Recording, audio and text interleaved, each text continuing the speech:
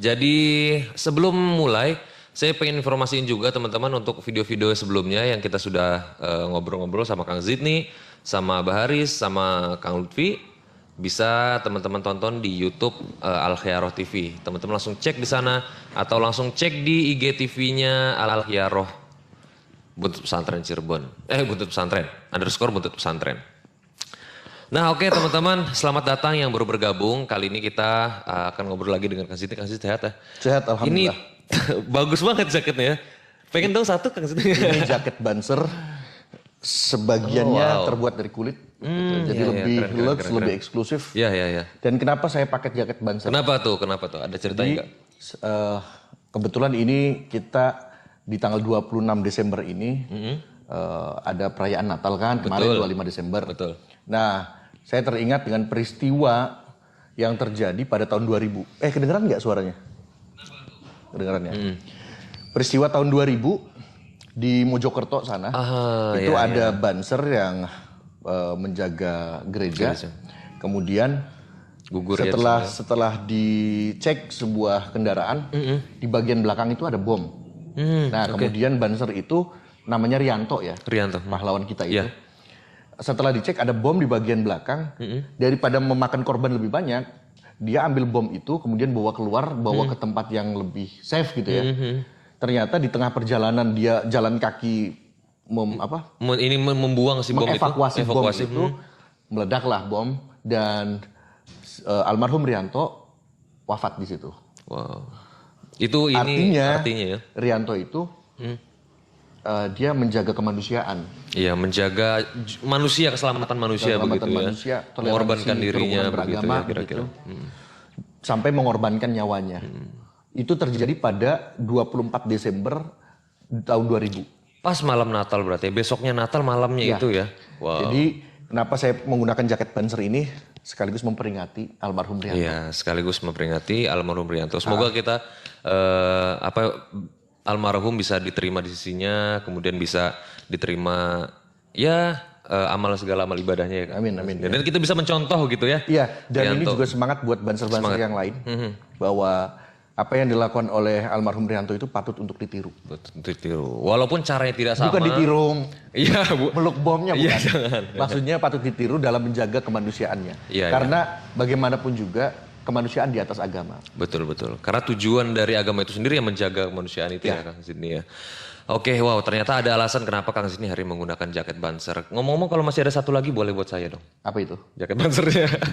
Tapi langsung ada namanya Zidni. Ada tapi bukan kulit. Oh iya, nanti kita ngobrol di luar setelah ini aja. Ukurannya besar kalau pakai bersama Mas Fabri. Saya badannya kecil. Kegedean. Gak apa-apa lah. Nanti kalau ada kesempatan saya pakai jaket Banser juga. Tapi oke, Kang Zidni, nah kali ini memang ada mungkin ada atau tidak hubungannya, tapi tema kali ini memang kita akan membahas soal isu yang mungkin lagi hangat. Yang lagi hangat kali ini itu soal statementnya Menteri Agama soal Syiah dan Ahmadiyah dan kaum-kaum nggak bisa dicantolin. Oh nggak ada. Kaum-kaum minoritas begitu ya.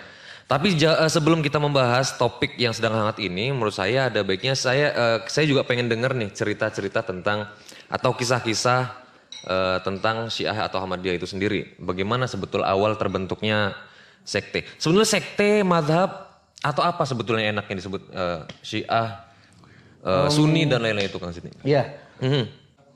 Syiah itu secara bahasanya kelompok atau bahasa atau apa? Aliran? Bukan aliran. Golongan ya? Golongan. Secara bahasa seperti itu. Nah, secara bahasa sih sudah ada sejak zaman Nabi. Iya. Syiah itu istilahnya fans club lah gitu. Fans club gitu ya. Dan fans club yang paling terkenal adalah fans clubnya Sayyidina Ali. Ya. Karena memang ketokohan Sayyidina Ali itu luar biasa. Keilmuannya, terus ketangguhannya dalam berperang. Inspiratif begitu ya. Kemudian kebijaksanaannya juga. Semua yang dimiliki oleh Sayyidina Ali itu memang layak untuk diidolakan. Ya. Nah, dari situlah kemudian muncul fans club itu. Fans club disebutnya Syiatu Ali gitu. Syiahnya Ali, fans clubnya Ali.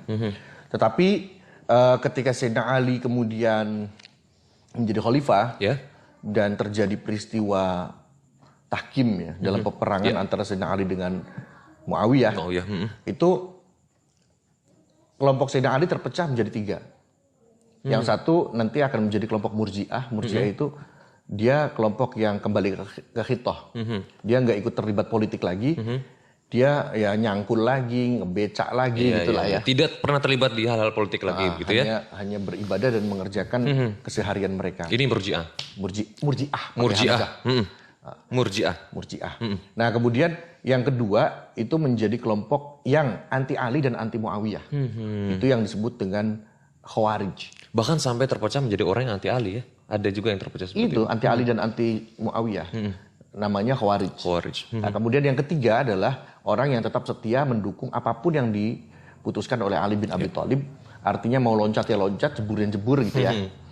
Dan keputusan Ali itu selalu benar lah, katakan gitu. Yeah. Nah, ini yang disebut kemudian Syiah. Jadi fans clubnya sekali lagi ya, fans clubnya Ali. Nah, dari ketiga kelompok ini, 2 masih aktif nih. Kalau yang satu Murji'ah memang netral. Sudah kembali ke khitoh lah begitu ya. Sudah tidak ikut campur dalam urusan politik. Sedangkan yang 2 ini itu selalu saling menghujat, bahkan saling mengkafirkan. Jadi kata Khawarij, Ali, Muawiyah dan pendukung mereka berdua kafir semua. Sehingga wajib dibunuh, halal darahnya. Tidak layak jadi pemimpin. Kemudian kalau Syiah tidak, justru Ali itu ya muslim sekali gitu kan. Bahkan menjadi panutan dalam keberagamaan gitu. Nah, Syiah inilah kemudian menjadi kelompok aliran. Yang tadinya aliran politik, kemudian menjadi aliran teologi. Karena dia harus menjawab lemparan-lemparan atau tuduhan-tuduhan dari kaum Khawarij, di mana Ali itu bukan muslim, Ali itu halal darahnya, Ali itu bukan sosok pemimpin gitu kan, bukan imam lah. Nah, maka itu Syiah juga harus menjawab itu kan, bahwa Ali adalah seorang pemimpin yang punya kualitas ketakwaan yang luar biasa. Dari kemudian dari aliran politik kemudian berubah menjadi aliran terus karena harus menjawab tadi itu ya tantangan. Akhirnya kedua kelompok ini Khawarij dengan Syiah ini saling mengkafirkan satu sama lain. Kata Syiah Khawarij kafir, kata Khawarij Syiah kafir. Begitulah seterusnya selanjutnya sampai ke zaman modern ini masih saling mengkafirkan sampai sekarang. Konon ya. Kaum Khawarij ini sebetulnya sudah secara kelompok, kalau organisasi itu misalnya NU gitu ya, itu sudah hilang. Tetapi ideologinya, ajarannya itu masih hidup.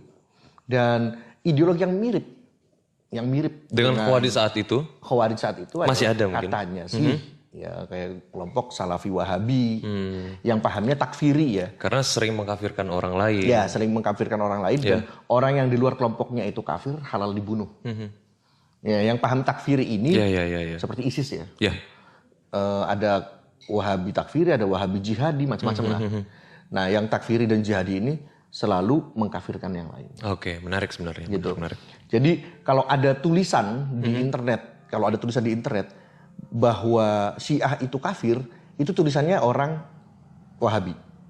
Dan kalau ada tulisan Wahabi itu kafir, itu tulisannya orang Syiah. Tapi memang itu yang sebenarnya banyak terjadi di wilayah Arab sebetulnya, Kang Siti. Konflik itu diantaranya. Ini sampai di Indonesia. Nah, Indonesia kan sampai sekarang ini mulai ramai lagi nih. Gitu, saling mengkafirkan itu sampai sekarang. Nah, jadi NU sekarang posisinya di mana? Di mana posisi NU sekarang? Moderat kan kalau NU. Tidak terlalu ekstrem kanan, tidak juga ekstrem kiri.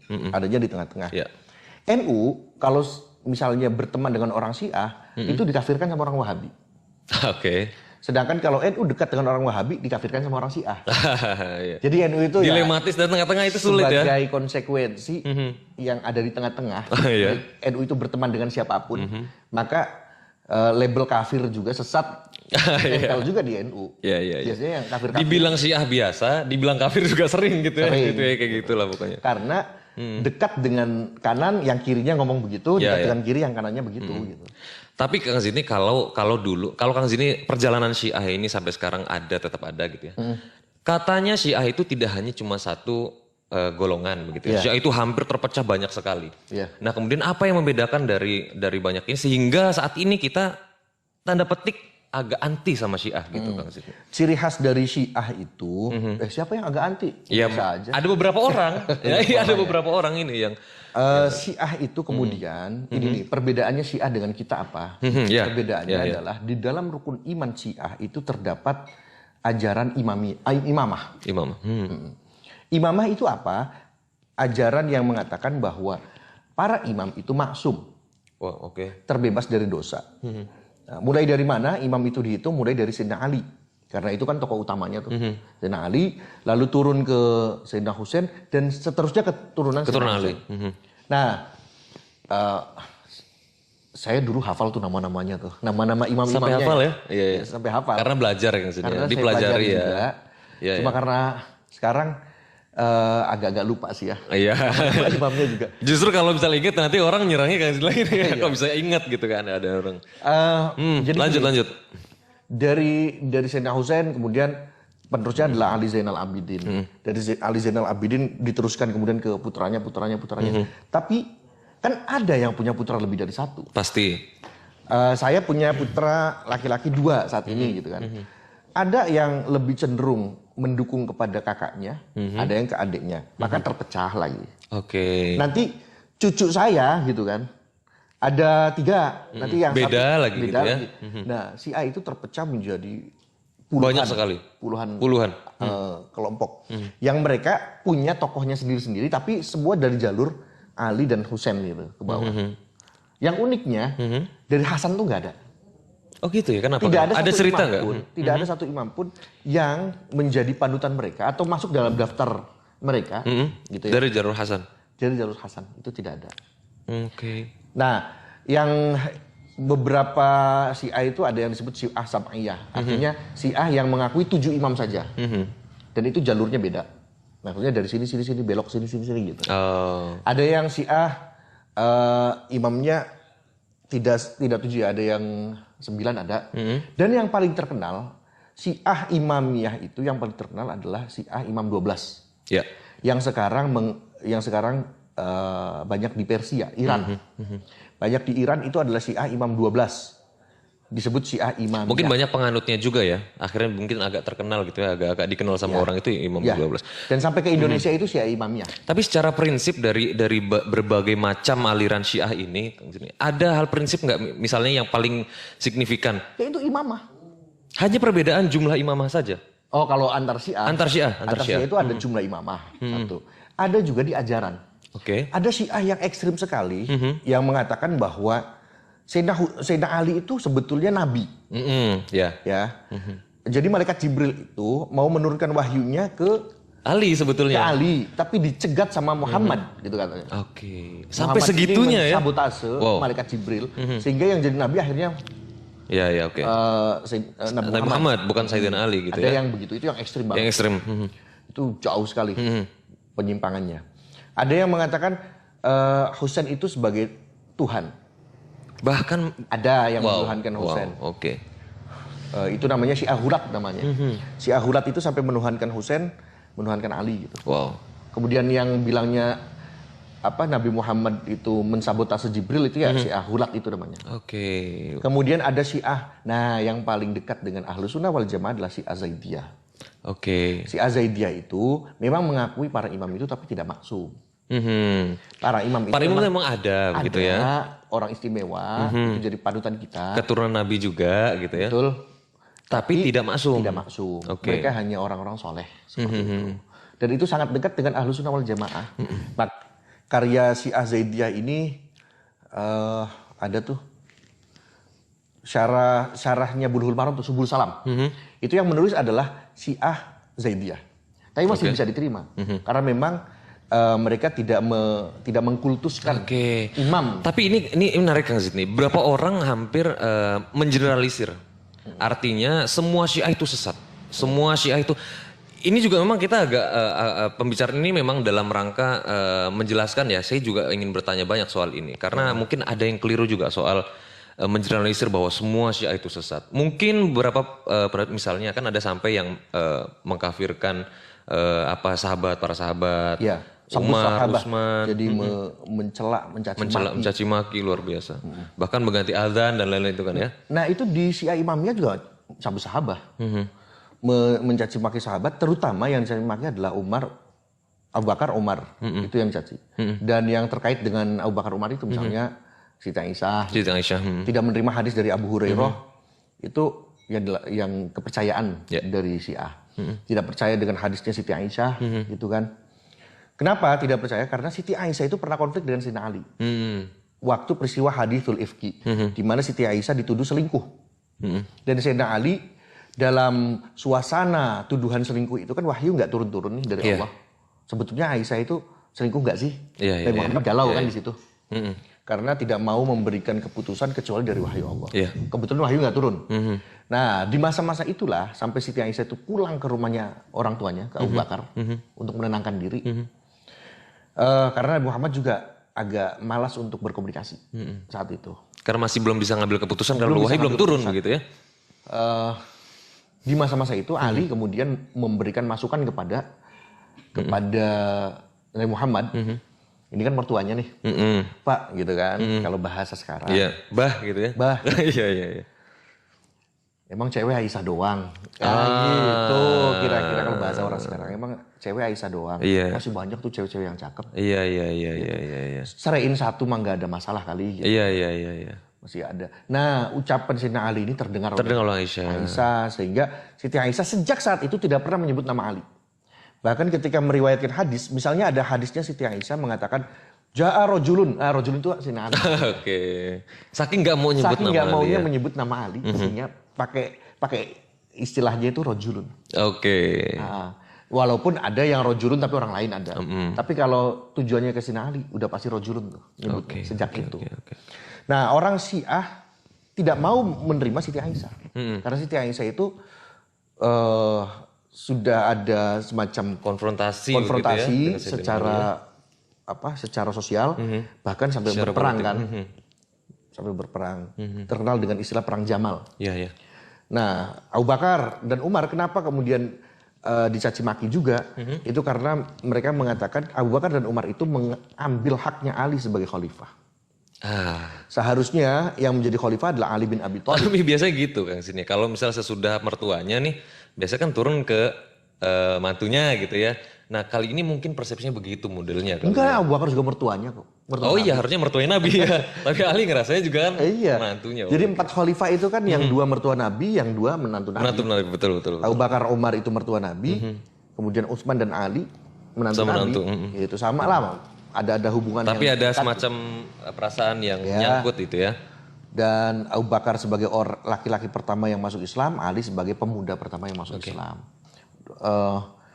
Tidak untuk kita bandingkan ya. Mereka sama-sama orang mulia, tetapi ketika Rasulullah wafat, itu tidak ada yang mengurusi jenazahnya kecuali keluarga.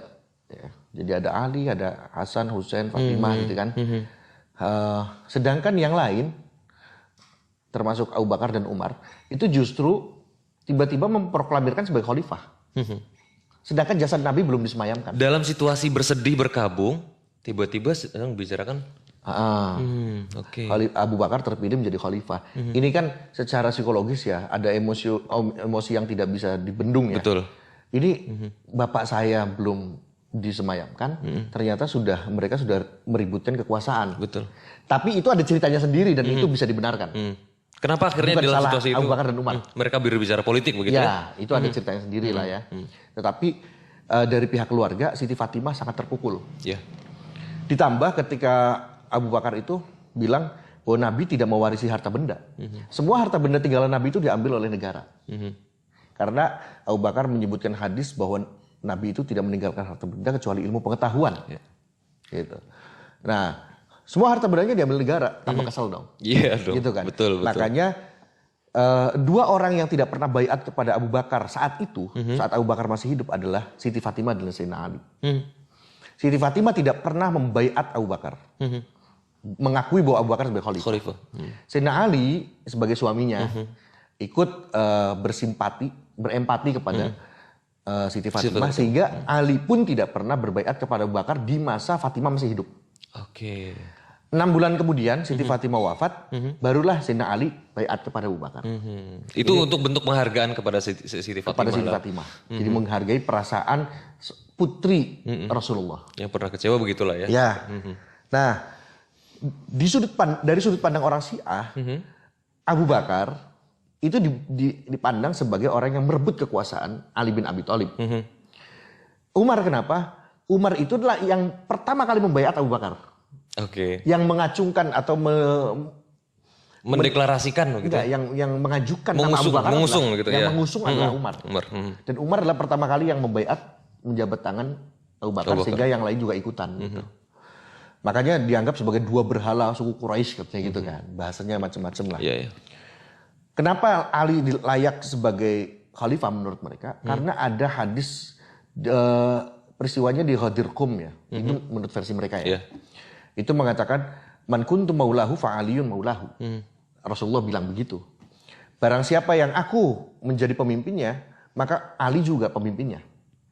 Dalil itu digunakan sebagai kepantasan bahwa Ali. Ali pantas menjadi pemimpin Setelah Rasulullah wafat. Gitu. Oke. Man kuntu maulahu fa aliyun maulahu. Barang siapa yang menjadikan aku sebagai majikannya, sebagai tuannya, maka berarti juga menjadikan Ali sebagai tuannya juga. Ya. Walaupun itu bisa dibantah dengan beberapa fakta yang lain bahwa Nabi Muhammad memuji itu bukan hanya ke Ali. Betul. Ke Umar juga memuji, ke Abu Bakar memuji gitu kan. Salah satu yang saya ingat memuji Umar itu, Umar dengan saya itu sama dengan Musa dan Harun. Wow. Misalnya gitu kan. Bayangkan dibandingkan dengan seorang nabi loh. Ada juga yang seandainya ada nabi setelahku, maka Umar yang akan jadi nabi. Perbedaannya apa? Saking aja setelah saya nggak ada nabi lagi. Artinya nabi itu memuji para sahabat, bukan hanya Ali saja. Setiap sahabat punya keistimewaannya masing-masing. Punya keistimewaan masing-masing. Seandainya iman kalian, seluruh penduduk Madinah ini, ya, ditimbang dengan Gunung Uhud ya, Gunung Uhud. Gimana? Saya lupa. Seandainya iman kalian ya, digabung nih, ditimbang dengan imannya Abu Bakar, maka pasti kalah. Nah itu kan juga pujian terhadap Abu Bakar kan. Pasti kalah keimanan segitu penduduk banyaknya dengan satu orang Abu Bakar saja. Ya mungkin karena fans club ya. Iya, agak baper dikit ya kalau ada hadis begitu. Kecewa karena tuannya atau pemimpinnya, tokoh idolanya tidak menjadi khalifah saat itu ya. Ya, tapi sudut pandang saya, ya kita cari sudut pandang yang lain yang lebih nyaman kan. Iya. Kalau misalnya mereka kecewa dengan Ali bin Abi Thalib sebagai khalifah keempat, kenapa mereka nggak kecewa Nabi Muhammad sebagai Rasul terakhir? Padahal Nabi Muhammad Rasul terakhir itu adalah Rasul yang paling mulia, makhluk paling mulia. Tetapi dilahirkan terakhir kali oleh Allah, diutus terakhir kali sebagai khotamun nabiyyin, khotamul anbiya wal mursalin, penutup para nabi ya. Para nabi. Maka dalam pandangan saya, kalau saya nih ya, kalimat kalimat yang belum pernah keluar oleh siapapun. Oke. Kalau misalnya Nabi Muhammad sebagai khotamul anbiya wal mursalin, maka Sayyidina Ali sebagai khotamul khulafair rasyidin. Oke. Dan itu posisinya luar biasa. Karena kekhilafahan dalam Islam ditutup oleh Ali bin Abi Thalib. Dan itu berarti sudah sempurna gitu kan. Sistem pemerintahan Islam sudah bagus sebetulnya. Tetapi karena memang ada konflik-konflik, ya kemudian kekhalifahan itu berpindah ke Muawiyah, ya kemudian berubah menjadi kerajaan kembali, ya. Maka ya sudah tidak ada kekhalifahan lagi sejak itu gitu kan. Ditutup dengan Sayyidina Ali itu ya. Ditutup oleh. Tapi kalau harus membayang-bayangkan, memantas-mantaskan kayak Abu Bakar, Umar, Utsman, Ali itu pantas gitu. Urutannya pantas gitu ya. Iya kalau harus diurut-urutin ya. Karena kita terbiasa melihat urutan seperti itu. Mungkin ini tangan kanan ya, bukan tangan kiri. Ya jadi pakai tangan kiri biar kelihatan tangan kanan tuh. Jangan. Tangan kiri beneran itu. Nah teman-teman sebelum kita lanjut bahas panjang lebar, kita belum sampai ke isu ke Indonesia ya? Ke Indonesia, belum sampai ke Indonesia, baru sejarahnya saja. Sebelum sampai ke Indonesia nanti teman-teman siapkan dulu pertanyaannya supaya nanti setelah ada ini kita bisa interaktif. Syiah juga perbedaannya mereka punya mushaf sendiri. Mushaf Siti Fatimah yang isinya 17.000 ayat. Oke. Kemudian apa lagi? Syiah itu dalam hampir semua Syiah atau beberapa sekte Syiah yang punya? Hampir semua Syiah itu hampir semua mushaf Siti Fatimah. yang isinya 17.000 ayat. Kemudian apalagi yang berbeda? Banyak sih, kalau ajaran fikihnya malah banyak banget. Gitu. Ajaran akidahnya ya juga ada beberapa banyak perbedaan juga. Oke, tapi dari sekian banyak sekte Syiah kan terpecah sekian banyak sekte. Tapi banyak orang kan mengeneralisir Kang Zidni. Menurut Kang Zidni yang paling mendekati Ahlussunnah wal Jamaah, bagaimana menyikapi Itu Syiah Zaidiyah. akidahnya? Apakah termasuk bagian yang tidak bisa diterima? Atau memang masih bisa ditoleransi? Atau bagaimana posisinya sebetulnya? Karena ini masih agak membingungkan bagi sebagian orang mungkin ya. Ya, ada yang mengatakan sesat, ada yang tidak. Ya. Ada yang mengatakan Syiah sesat. Berarti kan hampir semua Syiah itu dianggap sesat. Ya. Begitu. Ada yang mengatakan juga Syiah itu bukan Islam gitu kan. Iya. Sebuah agama tersendiri. Ya, sehingga mereka disebut masuk ke dalam golongan kafir. Ya. Tapi setiap tahun dulu ya, bukan tahun 2020 ya. 2019 ke belakang sana. Syiah itu selalu berangkat haji kok. Dan pemerintahan Saudi itu Wahabi. Dan menerima. Dan mereka orang Syiah diterima oleh kerajaan Saudi Arabia untuk melaksanakan ibadah haji. Jadi Islam nggak tuh? Harusnya Islam ya. Saudi yang jelas-jelas secara ideologi mungkin ya agak berbeda. Secara historisnya. Secara historis juga punya Pengalaman konflik begitu ya. Konfrontasi. Konfrontasi. Mereka Menerima haji. Mungkin karena kalau nggak diterima nanti berkurang devisanya. Nggak tahu. Ini kan Tapi kan nggak bisa dibedakan kan. liar. Liar ya. Tapi kan tidak bisa dibedakan kalau orang haji kan tidak membawa identitas Syiah atau Sunni atau Wahabi. Jadi mungkin ya dalam pandangan saya mungkin ya begitu. Tapi Kang Zidni belum menjawab pertanyaannya. Apa itu? Ya dalam pandangan Kang Zidni, sebagian Syiah mungkin kita sepakat untuk sudah melenceng secara akidah mungkin ya Kang Zidni. Ya, kalau sampai menuhankan gitu. Tapi ada nggak satu sekte Syiah yang memang juga disebut dengan Syiah itu masih bisa diterima oleh Ahlussunnah wal Jamaah? Lalu apa alasannya yang membuat kita bisa menerima itu? Selain Syiah Hulat, Syiah yang menuhankan. Selain Syiah Hulat, Sayyidina Husain menuhankan Sayyidina Ali, kemudian mengatakan sabotase wahyu gitu ya. Saya kira masih bisa diterima kok. Semua kecuali Mereka Hulat. masih bersyahadat kok. Oke. Mereka masih bersyahadat, masih bersaksi bahwa Allah sebagai Tuhan satu-satunya dan Nabi Muhammad sebagai Rasul terakhir. Oke. Adapun ajaran mereka tentang imamah, itu memang ada perbedaan kan. Tapi mereka tetap mengakui bahwa Allah dan Nabi Muhammad itu. Artinya soal kemaksuman para imamah ini tidak menggeser akidah mereka menjadi akidah Buat saya yang enggak lah. Enggak ya. Buat saya enggak sampai menggeser. Artinya kemaksuman imam itu tidak menggoyahkan. Karena masih ada penafsiran kemaksumannya itu apa. Oh, tingkat kemaksumannya di mana? Tingkat kemaksumannya nanti kan levelnya berbeda. Oke. Gitu. Apakah sama tingkatnya dengan Nabi atau tidak begitu ya? Gitu. Itu masih itu kan di apa ya, walaupun masuk dalam rukun iman mereka, tetapi kalau dalam pandangan kita ya masih furuk lah. Oke. Masih bisa di perbedaan pendapat saja lah begitu ya. Tapi ini sebagian orang beresiko berbicara ini sebenarnya Kang Zidni. Tapi menurut saya ini ilmu Kang Zidni. Dan ini sejarah, fakta, dan memang harus dijelaskan sama semua orang. Tidak bisa disembunyikan terus-menerus. Nah, akhirnya kita sampai ke isu ini Kang Zidni. Apakah misal di Indonesia ini kemarin sedang ramai. Menteri Agama yang baru, Gus Yakut ini menyampaikan bahwa akan mengafirmasi ibadahnya orang Syiah dan Ahmadiyah. Nah, tapi sebelum Syiah ini Ahmadiyah juga. Apa nanti sekalian aja ya? Ahmadiyah. Kalau Ahmadiyah itu adalah gerakan keagamaan yang muncul di daerah, ada dua sih. Ahmadiyah itu ada dua. Jadi ada Ahmadiyah Lahore, ada Ahmadiyah Qadian. Nah, yang ekstrim itu Ahmadiyah Qadian yang mengatakan bahwa Ghulam Ahmad, tokoh utamanya adalah seorang nabi. Oke. Sedangkan dalam ajaran Islam tidak ada nabi setelah Nabi Muhammad. Betul. Kalaupun ada orang yang mengatakan dirinya, memproklamirkan dirinya sebagai nabi, maka sudah dipastikan sebagai nabi palsu. Ya. Gitu ya. Betul. Yang tidak boleh untuk diikuti. Ya.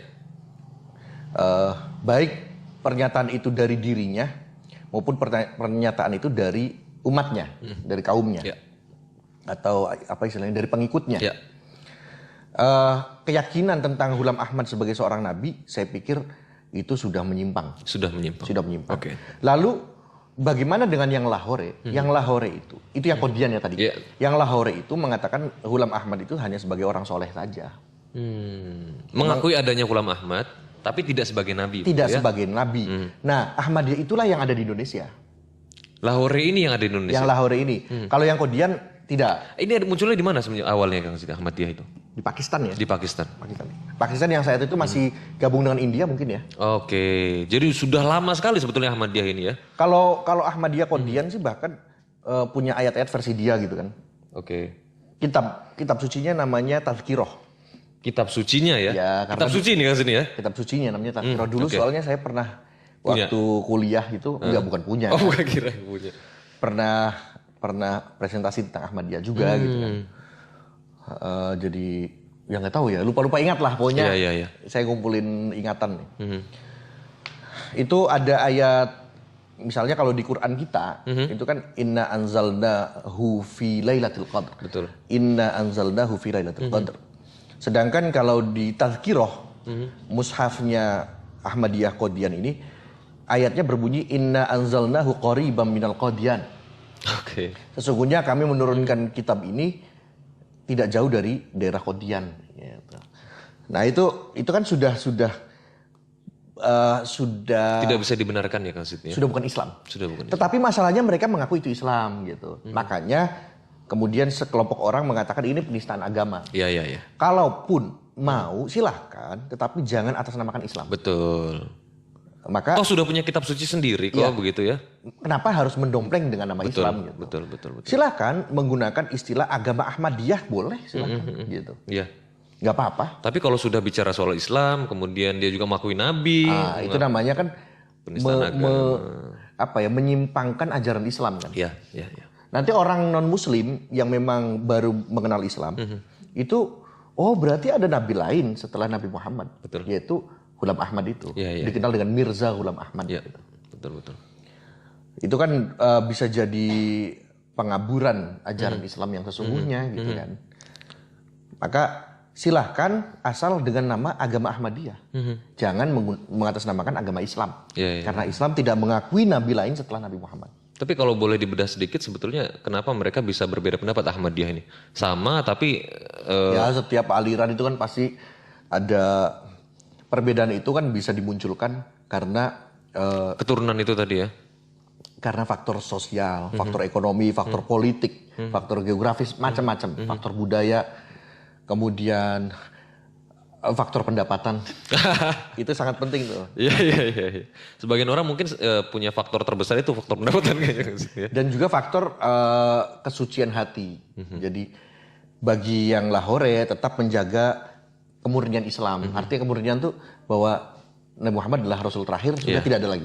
Gitu. Perbedaannya masih bisa diterima, masih bisa dimaklumi, masih bisa ditoleransi. Yang mana? Yang Di Lahore ini. Oh, yang Lahore ya? Ya, artinya tidak mengakui Mirza Ghulam Ahmad ini sebagai nabi, tidak juga menciptakan kitab juga sendiri. Nah, tapi kedatangan Ahmadiyah dan Syiah di Indonesia masih dalam situasi yang panas dan kontroversi Kang Zid. Walaupun mungkin setelah dijelaskan seperti ini masih tidak bisa diterima. Karena begini Kang Zid, mungkin kalau saya harus menerka-nerka ketika orang tidak setuju, bagaimana bisa membedakan antara Syiah yang ini Syiah yang apa, ini Syiah yang mana, ini Syiah yang bagaimana, yang datang Indonesia kita tidak bisa membedakan.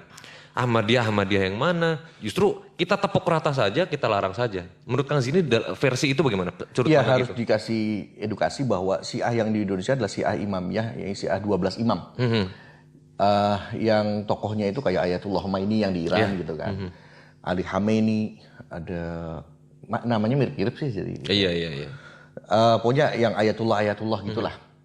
Ayatullah Ruhullah. Nah, Syiah 12 imam, adanya di Iran tumbuh kembangnya, Irak juga. Pokoknya Iran dan Irak kan Persia tuh dulunya gitu. Itu sebagai kekuasaan Iran, kekuasaan Syiah. Kemudian masuk ke Indonesia itu bergelombang sih, ada beberapa gelombang Syiah itu masuk Indonesia. Gelombang pertama itu ada di abad ke berapa ya? Waktu kerajaan Perlak masih berdiri itu. Itu masih penjajahan Belanda, masih dulu banget. Udah lama sekali. Udah lama sekali. Bahkan orang Syiah Imamiyah ini kemudian jadi menantu di kerajaan Perlak malah. Wow. Di Aceh ya. Mungkin sebagian besar orang nggak tahu ya. Mungkin kedatangan Islam saat itu kan masih sedikit. Disangkanya Syiah itu baru datang ke sini, kan? Baru di misalnya pasca kemerdekaan. Betul. Padahal jauh masih zaman kerajaan, itu Syiah udah masuk di Indonesia. Syiah Imamiyah ini. Mungkin saat itu tidak mendeklarasikan sebagai Syiah, mungkin Islam lah begitu datang ke Indonesia mungkin. Atau sudah mendeklarasikan sebagai Syiah? Kalau Syiah itu salah satu ajarannya adalah taqiyah. Taqiyah itu mereka bersembunyi dari identitas mereka. Oke. Jadi kalau ditanya kamu Syiah ya? Enggak, bukan. Dan itu ajaran mereka. Dan sebagian besar menganggap taqiyah itu wajib. Wajib ya? Jadi kalau kayak model Intel ya mungkin kali ya, menyembunyikan identitas. Begitulah. Oke. Salah satu ajaran mereka, ajaran inti itu termasuk taqiyah itu. Menyembunyikan identitas. Makanya agak susah kalau misalnya saya ketemu Mas Fabi. Mas Fabi ini Syiah. Terus saya tanya, kamu Syiah ya? Enggak, saya Sunni. Gitu. Oke. Saya bukan Syiah, padahal Syiah. Tapi itu berdosa kah? Tidak. Itu salah satu ajaran mereka, berarti mungkin dapat pahala kali ya. Saya nggak tahu. Itu gelombang pertama tuh. Gelombang pertama. Masih di zaman kerajaan Perlak. Betul. Kemudian gelombang keduanya itu pas revolusi Iran tahun 79. Di mana Iran dengan kekuatan basis agama dengan ideologi Syiah ya, itu mampu menumbangkan rezim otoriter Reza Pahlavi. Oke. Ditumbangkanlah dan sejak saat itu Iran menjadi negara Islam. Oke. Ya, revolusi Iran 79 itu Iran memproklamirkan diri sebagai negara Islam. Ada presidennya, tetapi posisi pemimpin agama ini menjadi posisi yang saya agak bingung ya. Apakah sama dengan Ratu Elizabeth di Inggris? Saya nggak tahu. Tapi sebagai gambaran pendekatan saja, ada Perdana Menteri Inggris, tapi ada juga Ratu Elizabeth. Betul. Gitu.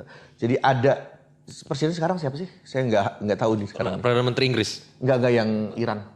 Yang saya kenal Ahmadinejad. Iya. Kenal banget kan? Iya. Ahmadinejad misal, itu jadi presiden Iran. Tetapi Ali Khamenei sebagai tokoh Syiah itu, tokoh agama Syiah, punya power begitu ya? Power, betul. Punya pengaruh terhadap jalannya pemerintahan begitu ya? Seperti itu. Artinya tidak hanya kalau Perdana Menteri kan mungkin ya sama mungkin ya menjalankan administrasi dijalankan oleh Perdana Menteri. Tapi Ratu juga punya kewenangan kebijakan begitu ya kira-kira. Iya begitu. Nah itu gelombang kedua. Gelombang kedua.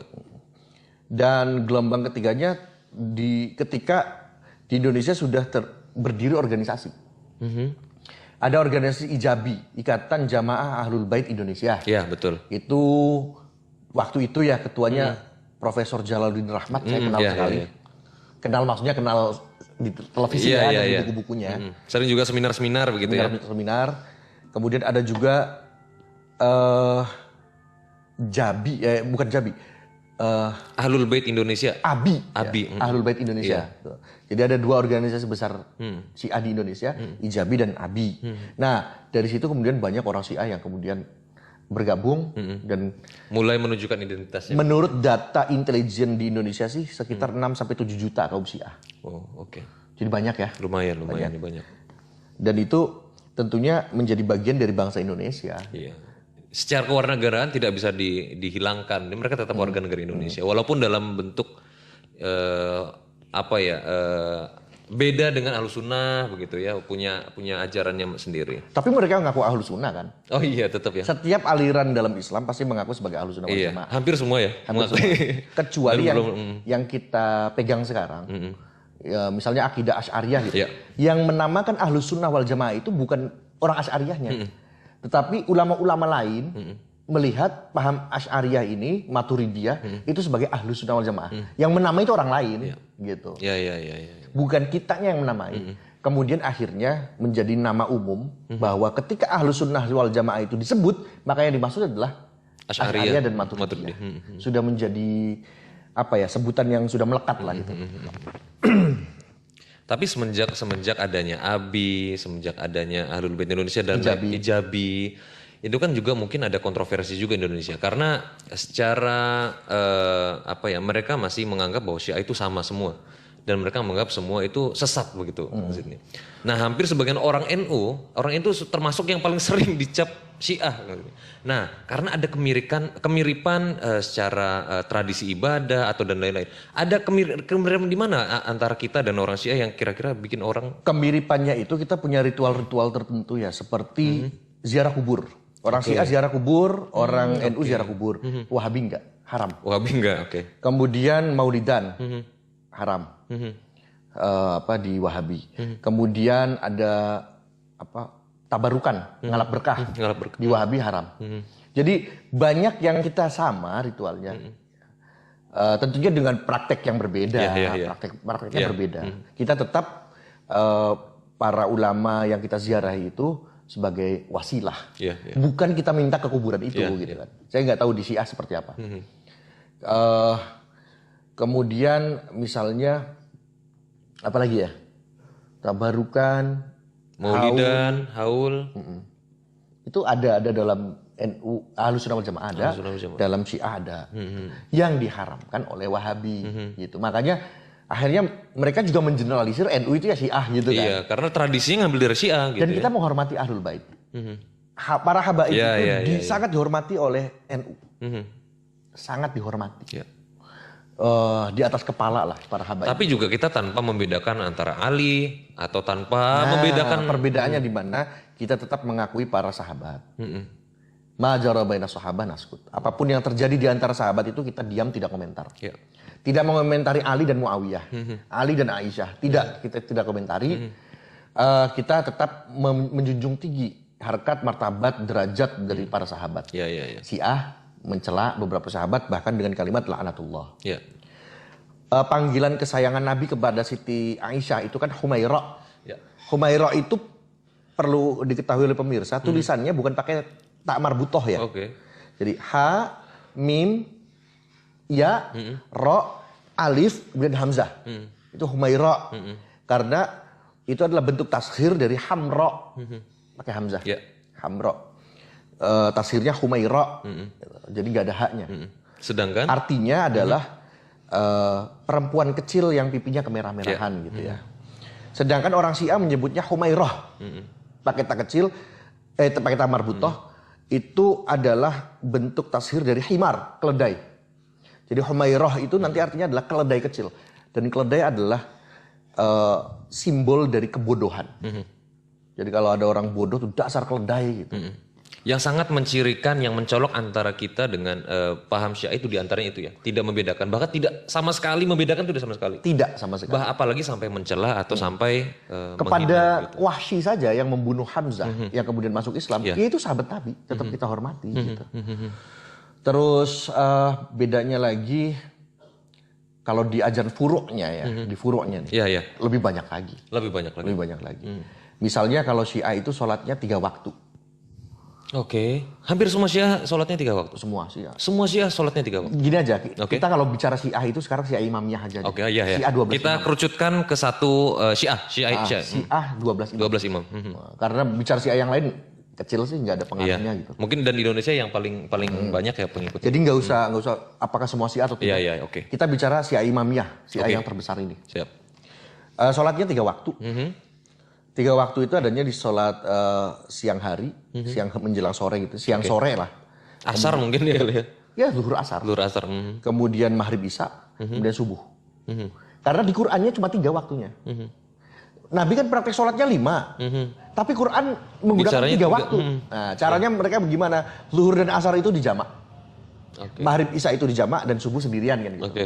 Maka praktek sholatnya jumlah sholatnya 5. Sesuai dengan ajaran Nabi. Gitu kan, 5 waktu. Tetapi sholatnya 3 waktu sesuai dengan Al-Quran. Jadi bener yang mana tuh? Iya. Di satu sisi mereka mengikut Al-Quran, di sisi yang lain ternyata Nabi prakteknya 5 waktu. Iya. Mereka inisiatif begitu. Jadi Al-Quran itu kan sholatul wusta. Adanya sholatul wusta. Wusta itu zuhur asar. Sholatul isya isinya adalah maghrib dan isya. Kemudian terakhir adalah sholatul fajr. Itu Quran. Istilah Quran cuma 3. Sholatul wusta, sholatul isya, sholatul fajr. Isinya zuhur asar, maghrib isya, dan subuh. Kan lebih hebat. Keren ya? Ijtihadnya ya. Mereka tidak mengesampingkan Quran, tidak mengesampingkan Nabi. Betul. Gitu. Bagaimana cara mengkombinasikan itu ya? Jangan-jangan tertarik Syiah nih. Enggak dong. Udah, terus apalagi? Sholatnya itu sholatnya. selalu membawa 3 batu. Iya. 3 batu yang ini paling sering tuh diambil dari Karbala. Nanti ada peristiwa Tanah Karbala, Karbala. dan itu seru lah, seru. Biasa diperingati 10 Muharram setiap tahun. Iya. Yang biasa kaum Syiah itu menyakiti diri sendiri dengan senjata-senjata tajam, digebukan ke tubuh, ke kepala gitu ya, semua anggota tubuh, sehingga mereka luka-luka dan berdarah. Itu tradisi Syiah. Dalam rangka merasakan kepedihannya Sayyidina Husain. Iya. Kemudian batu Karbala itu diletakkan, kemudian sujud di atas batu Karbala itu. Dan wajib ya? Itu wajib, itu wajib. Dan imamnya itu, bukan imamnya, sholatnya itu tidak pernah di keramik, pasti di tanah. Karena Nabi Muhammad itu sholatnya di tanah, nggak ada yang di keramik. Iya. Itu. Jadi bener ya. Tapi itu kenapa mereka setiap sholat dan ketemunya lantai bukan tanah, mereka selalu bawa batu itu ya? Iya. Bawa tanah maksudnya? Bawa tanah Karbala itu Karbala supaya tetap sholatnya di atas tanah. Berarti orang Indonesia yang mau sholat harus punya tanah Karbala dulu berarti ya? Itu kan pasti di komunitasnya pasti ada lah. Gitu. Tanah Karbala mungkin kekeruk abis ya. Karena setiap orang harus kecil segini-gini. Mereka harus sujud di situ gitu ya? Iya. Itu yang juga membedakan antara kita dan mereka. Jadi sujud sholat itu di atas tanah. Dan tanah itu diambil, mereka memilih tanah Karbala. Gitu. Ya sebetulnya tanah yang lain bisa mungkin ya. Mungkin. Tapi karena tanah Karbala ini ada peristiwa sejarah Tanah tertentu, keramat lah gitu sehingga ya. ya udah ambilnya dari tanah Karbala aja. Kemudian mut'ah. Oh iya, itu juga yang paling mencolok dan paling disukai sama orang lain Ada kadang-kadang ya. yang istilahnya itu nikah kontrak, ya. kontrak. Jadi nikah dan sudah disebutkan nikahnya itu hanya berapa lama. Saya nikahi kamu gitu ya, 2 minggu. Ya udah. Sah gitu ya. Sah. Gitu. Iya. Nanti 2 minggu cerai otomatis. Iya. Ya praktek detailnya saya kurang paham, tapi seperti itu mut'ah. Itu mut'ah sudah ada sejak zaman Nabi. Ketika pasukan berangkat berperang, itu kan menghabiskan waktu berbulan-bulan. Sedangkan kebutuhan biologis, apalagi mohon maaf, kebutuhan biologisnya orang Arab dengan orang Indonesia itu lebih besar orang Arab. Betul. Gitu kan. Nah, para pasukan berangkat ke sana bisa sampai 4 bulan. Bagaimana cara menyalurkan hasratnya gitu kan. Maka kemudian dibolehkan nikah mut'ah oleh Rasulullah. Boleh nikah mut'ah, nikah selama dalam kondisi perjalanan perang ini. Gitu kan. Dan sampai ke Madinah nanti diharamkan lagi. Itu 9 kali bolak-balik halal haram. Oke. Jadi jangan disangka mut'ah itu hanya sekali halal, sekali haram, enggak. 9 kali bolak-balik halal haram, halal haram, halal haram. Berarti kondisional kan? Oke. Terakhir itu diharamkan oleh Umar bin Khattab. Kesel banget ya. Orang Syiah. Iyalah. Yang terakhir mengharamkan. Oh, ini juga yang bikin kesel juga kali ya. Iya. Yang nggak tahu. Ya mungkin. Maksudnya. Tapi akhirnya mengharamkan, tidak diperbolehkan. Kan Umar tidak diakui. Berarti hukumnya Umar juga nggak diakui. Terakhir itu ya dalam kondisi halal sebelum diharamkan oleh Umar. Oke. Sedangkan yang mengharamkannya Umar dan Umar tidak diakui oleh orang Syiah. Laknatullah alaih bahasanya begitu. Maka hukum yang diterapkan oleh Umar ya tidak berlaku. Jadi sampai sejak terakhir masih posisi halal, belum ada satupun orang yang mengharamkan. Dan yang mengharamkan itu kan prerogatif Allah gitu. Dan Nabi pun tidak pernah bicara soal haram, melarang lagi gitu setelah itu. Akhirnya Umar aja terakhir gitu ya. Terakhir itu Umar. Sebelum Umar haram masih halal gitu mut'ah. Oke. Gitu. Itu yang menyebabkan kenapa mut'ah masih menjadi bagian praktek dari orang-orang Syiah gitu. Dan katanya sih berpahala katanya mut'ah itu. Gitu ya? Iya. Orang nggak mau jadi Syiah tapi pengen ngambil itu aja katakan. Itu orang Syiah itu bahkan nikah mut'ah itu pahalanya sekian gitu. Pokoknya kayak orang sholat jamaah kan 27 derajat. Iya. Atau sholat di Masjid Nabawi berapa ribu derajat dibandingkan sholat di masjid lain. Mungkin dianggap sebagai sunnah Nabi karena memang Nabi membolehkan dan memang Nabi membiarkan sahabatnya alasannya diantara secara sosial sih daripada belacur gitu. Oke. Tapi bagi ahlu sunnah wal jamaah jangan ahlu sunnah wal jamaah, bagi yang tidak mengakui mut'ah itu masih halal, itu justru mengatakan mut'ah itu justru pelacuran berkedok agama katanya gitu. Ya beda-beda persepsi lah. Iya. Saya dalam posisi yang Ya ini silahkan begitu, ini silahkan begini gitu. Karena kan kita sebagai orang NU Ahlussunnah wal Jamaah begitu kan mengakui juga kan pendapatnya Umar begitu ya. Kita juga mengikuti pendapatnya Umar. Saya punya pengalaman menarik. Saya pernah di Bandung. Waktu itu saya masih liputan di salah satu TV swasta nasional. Ya. Boleh nggak sih nyebut merek? Boleh dong, nggak apa-apa. Merek misalnya Indomie, boleh nggak? Boleh, nggak apa-apa. Boleh ya? Nggak apa-apa. Boleh ya? Biar Indomie-nya endorse kita. Waktu saya masih liputan Trans 7 ya. Di acara program Jalan Dakwah. Saya jadi hostnya di situ. Liputannya tentang bekam, lebah, dan macam-macam ya. Salah satu tempat yang dikunjungi adalah pondok pesantren tertentu. Ini saya nggak mau sebutkan. Ya. Nama pondok pesantrennya saya masih ingat. Dan di dalamnya itu santrinya banyak banget. Di akhir pertemuan kita, setelah liputan Trans 7 selesai, kita kan ajak makan pengurus pengurus pondoknya, pengasuhnya lah. Iya. Bukan pengasuh intinya, tapi dia sebagai gusnya. Iya. Kita ajak makan di salah satu rumah makan. Tempatnya enak, di atas gunung gitu. Makan. Nah, di sela-sela makan itu, gusnya dengan bangga menceritakan ke saya. Jadi kalau di pesantren kami itu mengakui 5 mazhab fikih. Yang pertama Hanafi, Maliki, Syafi'i, Hambali yang kita kenal juga kan. Dan yang terakhir itu mazhab Ja'fari. Nah, mazhab Ja'fari ini Syiah. Mereka nggak nyebut Syiah sih, tapi saya tahu. Itu adalah Syiah. Mazhab Ja'fari diakui juga, dipelajari, bahkan dipraktekkan. Terus saya tanya, bagaimana cara prakteknya? Dia bilang, ya di sini bebas masing-masing santri untuk mempraktekkan mazhab mana yang mereka pilih. Maka jangan aneh, Ustadz, bilangnya saya. Jangan aneh, Ustadz. Kalau misalnya nanti ngelihat santri saya, takbirnya pakai Syafi'i, rukunya pakai Maliki, gitu. Nanti tahiyatnya pakai Ja'fari. Iya. Biasanya sujudnya kan ada sujudnya. Iya, harusnya sujud. Sujudnya Ja'fari. Ja'fari pakai Karbala ya. Iya, Karbala. Jangan aneh Ustadz gitu. Nanti kalau misalnya sholat berjejer nih, ada yang telunjuknya goyang-goyang, ada yang telunjuknya pas illallah saja, Syafi'i. Ada yang telunjuknya setiap nyebut nama Allah kan gini. Ada yang nggak sedek juga mungkin gitu ya. Hambali itu gitu. At-tahiyyatul mubarakatuh shalawatut thayyibatu lillah. Setiap ada nama Allah.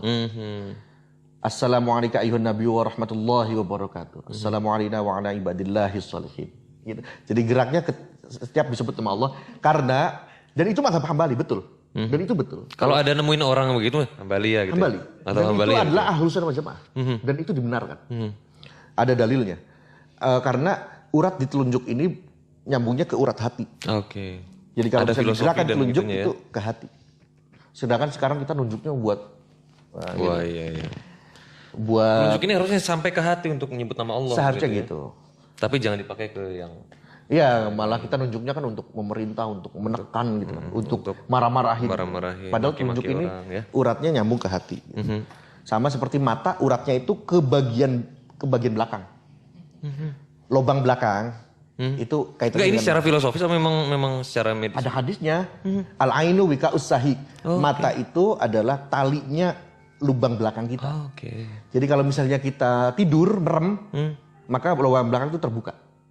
Makanya orang tidur batal sholatnya gitu. Karena kemungkinan selain zawalul akli, kemungkinan juga ada angin yang keluar dari situ. Makanya kalau misalnya teman-teman santri nih yang hadir di sini atau pemirsa, kalau misalnya mules nggak keluar-keluar, merem aja udah. Diajak tidur. Iya. Merem nanti kebuka dengan sendirinya gitu. Semakin rapet, semakin luas itu. Mending kalau meremnya nggak tidur, kalau merem tidur tapi bangun-bangun udah keluar gimana kan? Al-ain nggak usah. Mata itu uratnya ke lubang belakang kita, sama dengan telunjuk ini uratnya ke sini. Ntar cobain. Cek tuh. Ya. Nah, kata-kata Gus itu ya, bilangnya begitu. Jadi macam-macam nih, semua orang dipraktekkan. Ada yang begini, ada yang begini. Ada yang di atas perut. Ada yang nyamping. Itu di atas perut siapa ya? Syafi'i. Hambali. Oh, Hambali. Kalau nggak, saya lupa deh. Kalau di atas pusar itu Syafi'i dengan yang di samping. Kemudian di bawah itu Maliki, kemudian Hanafi gini. Gitu kan. Ada 6 lah, ada 5 praktek. Nah, saya langsung bantah itu. Oke. Pernyataan si Gus tadi. Begini, Ustadz saya bilang. Begini Ustadz, saya kok nggak menerima ya apa yang dipraktikkan oleh santri-santri di pondok ini. Kenapa? Karena masing-masing madhab itu kan punya jalur pemikiran yang sudah tersistematis. Ada metodenya. Ada metodenya. Antara Syafi'i dengan Hambali saja metodenya udah berbeda. Imam Hambali itu menggunakan hadis dhaif untuk hukum pun boleh. Sedangkan Imam Syafi'i, semua hukum itu harus berdasarkan hadis sahih. Bayangkan, saya takbir menggunakan Syafi'i, berarti saya harus mengakui hadis sahih. Dan saya buang semua hadis dhaif untuk istinbatul hukum. Tetapi kemudian saya Fatihah menggunakan Hambali, artinya saya nggak mengucapkan bismillah, misal. Berarti saat itu saya sudah mengakui hadis dhaif sebagai sumber hukum, sebagai istinbatul hukum. Inkonsisten gitu. Inkonsisten dong dalam satu gerakan itu. Betul. Kemudian saya ruku menggunakan Ja'fari misal. Di Ja'fari, hadis Abu Hurairah tidak diterima. Hadis Aisyah tidak diterima. Abu Bakar, Umar, nggak ada yang diterima. Beda dengan Syafi'i, dengan yang 4 lainnya. Semua diterima gitu kan.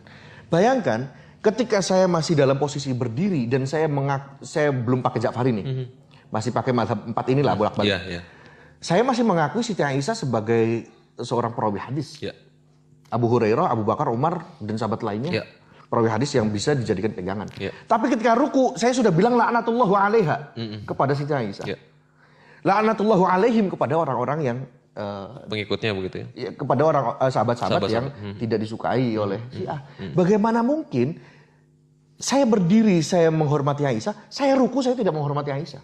Lalu saya tidal, saya balik lagi ke yang salah satu madhab 4, saya akui lagi Aisyah. Iya. Itu saya langsung tolak seperti itu. Ya ustadznya sih. Terus ya, gimana? Responnya gimana? Ketawa aja, artinya ya sebetulnya itu kan saking kita memberi kemudahan untuk mereka. Atau saking pengen toleransi gitu ya. Saya kurang, ya itu toleransi kebablasan kali. Kebablasan. Jadi saya memberikan kritikan seperti itu dan ustadznya bilang ya itu supaya mempermudah umat Islam untuk melakukan aktivitas keagamaannya. Tidak terkekang oleh satu mazhab tertentu katanya gitu. Padahal itu kan bangunannya ada. Kita pakai mazhab Syafi'i itu karena ada bangunannya sendiri. Yang tidak mungkin kemudian kita nyebrang di dalam satu sholat ini kita nyebrang ke yang lain. Makanya kalau misalnya mau pakai mazhab lain boleh, tetapi tidak dalam satu bundelan ibadah. Tidak dalam satu rukun gitu ya. Dalam satu ibadah begitu. Iya. Ini udah kebablasan ya. Kalau harus toleransi pun kebablasan. Itu cerita menarik saya berkaitan dengan mazhab Ja'fari. Tapi Kang Zini percaya saat itu si Ustadz ini memang Ja'fari atau Syiah? Ya atau nggak jelas akhirnya. Oh nggak jelas. Dia dan santri-santrinya nggak jelas mazhabnya apa.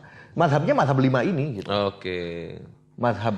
Tapi kalau sudah mengaku Ja'fari mungkin bisa jadi ya punya afiliasi ke Syiah juga mungkin ya.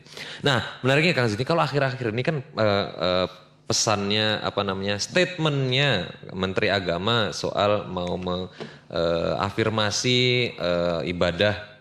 Sebetulnya afirmasi ibadah kan gak cuma orang Syiah, hampir seluruh orang. Kenapa harus disebut Syiah dan Ahmadiyah? Artinya afirmasi semua penganut ibadah kan cukup. Kenapa harus menyebutkan Syiah dan Ahmadiyah?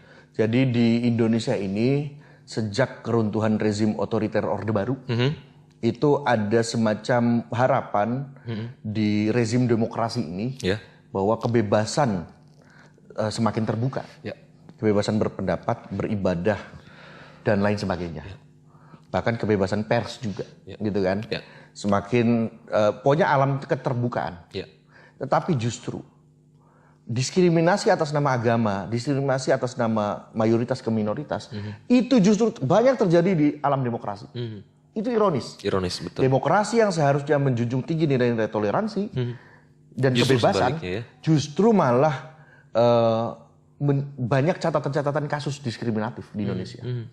Ratusan kasus per tahunnya itu berkaitan dengan diskriminasi mayoritas ke minoritas. Padahal kalau Komnas HAM mencatat ada 5 kaum yang harus dilindungi. 5 kaum ini kalau kita singkat, kalau kita sebutkan satu disabilitas, orang cacat fisik, cacat mental itu harus kita lindungi, gitu ya, disabilitas. Kedua agama, agama ini juga termasuk aliran kepercayaan juga. Kan ada Sunda Wiwitan, ada kejawen. Kejawen, betul. Sunda Empire nggak masuk ya. Kemudian ras. Ras kulit putih, ras kulit hitam, ras Kaukasoid atau ras mana lagi itu. Semua dilindungi. Yang rambutnya keriting maupun yang lurus. Jadi kalau ras itu lebih ke fisik. Betul. Ya, kulit hitam, kulit putih. Sipit atau tidak sipit begitu ya. Ya. Kemudian etnis. Etnis itu berarti secara kultur. Misalnya etnis Tionghoa. Ya. Etnis Arab gitu ya. Etnis India. Melayu gitu ya. Melayu. Ya. Nah itu etnis, yang terakhir adalah LGBT. Ini Komnas HAM ya yang bilang ya. Komnas HAM. LGBT. Jadi kaum lesbian, gender, Gay. biseksual, dan lesbian, gay, bukan gender. Lesbian, gay, biseksual, dan transgender, LGBT. 5 ini kemudian kalau disingkat DAREL. DAREL. Ya punten ini nih lah. Kang Lutfi maaf ini. Ya, DAREL ya. Jadi DAREL itu singkatan dari disabilitas, agama, ras, etnis, dan LGBT. Iya DAREL ya. Si DAREL nih. Itu 5 komunitas itu harus dilindungi. Karena mereka memang butuh perlindungan kita. Perlindungan negara terutama ya. Dalam beberapa hal mereka dianggap minoritas begitu. Karena punya kebutuhan Walaupun khusus. ada satu lagi saya ingin tambahkan. Ke Komnas HAM kalau bersedia gitu, kalau berkenan. Kaum perempuan. Kaum perempuan itu masih menjadi kaum minoritas. Dalam arti terjadi banyak pelecehan, terjadi banyak pengekangan terhadap kaum perempuan. Banyak juga statement-statement yang kemudian membuat perempuan itu tidak nyaman. Gitu.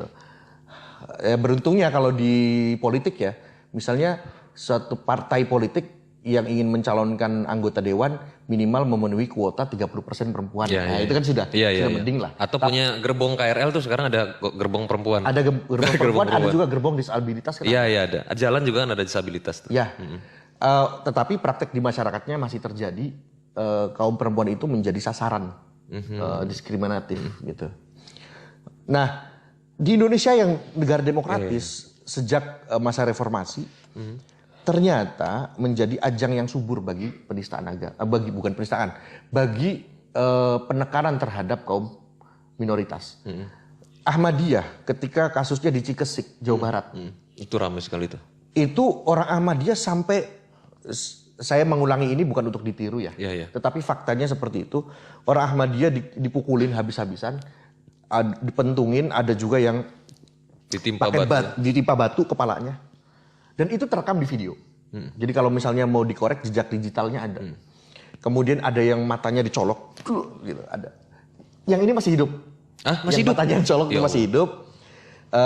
Dia bilang dengar suara, udah mati gitu. Akhirnya ditinggal. Padahal dia masih hidup. Gitu. Dan pokoknya dikejar-kejar, mengerikan sekali lah oleh orang-orang, kita sebut orang apa ya, radikalis, orang intoleran lah gitu. Orang intoleran. Kemudian juga ada penyerangan Syiah. Orang pro kekerasan. Orang pro kekerasan. Gitu ya bahasanya. Ya gitu aja lah. Orang yang memanipulasi agama. Memanipulasi agama. Manipulator agama bahasanya Pak Jokowi ya. Iya. Dan kasus-kasus ini bukan berarti saya sebutkan satu, kasusnya hanya satu, banyak sekali. Termasuk juga misalnya pengoboman gereja. Yang tadi sebutan tadi itu ya. Kemudian yang Rianto itu ya. Rianto itu tahun 2000, itu kan sebelum Bom Bali berarti. Iya. Kemudian ada lagi yang seorang ibu yang pasang, itu tahun-tahun kemarin kok, belum lama. Yang pasang bom sabuk di badannya. Kemudian anaknya 2 juga. Di Surabaya ya. Surabaya. Dipasangin bom sabuk juga anaknya 2 tuh. Yang masih ABG. Ya, satunya SD mungkin. Kemudian dihalang-halangi oleh Satpam dan orang-orang di situ. Meledak lah gitu. Cirebon kan pernah terjadi sekali. Di Polres. Di Mapolresta Cirebon juga pas Jumat itu ya. Terjadi pengeboman. Nah itu banyak sekali tindakan-tindakan seperti itu yang sangat disayangkan. Itu tidak ada kedewasaan dalam beragama, karena agama Islam tidak pernah mendukung adanya diskriminasi. Kita balik deh, kita balik. Pada masa Rasulullah hijrah ke Madinah, itu di sana ada beberapa komunitas. ada komunitas Aus dan Khazraj yang terbesar, walaupun ada suku lain Islam yang kecil, suku lain Madinah, tapi kecil. Yang terbesar itu Aus dan Khazraj. Kemudian ada juga komunitas Yahudi, ada Qainuqa, Bani Nadir dan Quraidah, yang menempati wilayah-wilayah sekitaran Madinah. Yang terbesarnya itu di Khaybar. Kemudian juga ada kaum Nasrani dan ada suku-suku lain yang masih eksis di sana. Dan Nabi Muhammad ketika ke sana tidak menggunakan kekuatannya dalam rangka diskriminasi. Mereka justru dirangkul sebagai satu bangsa dan negara.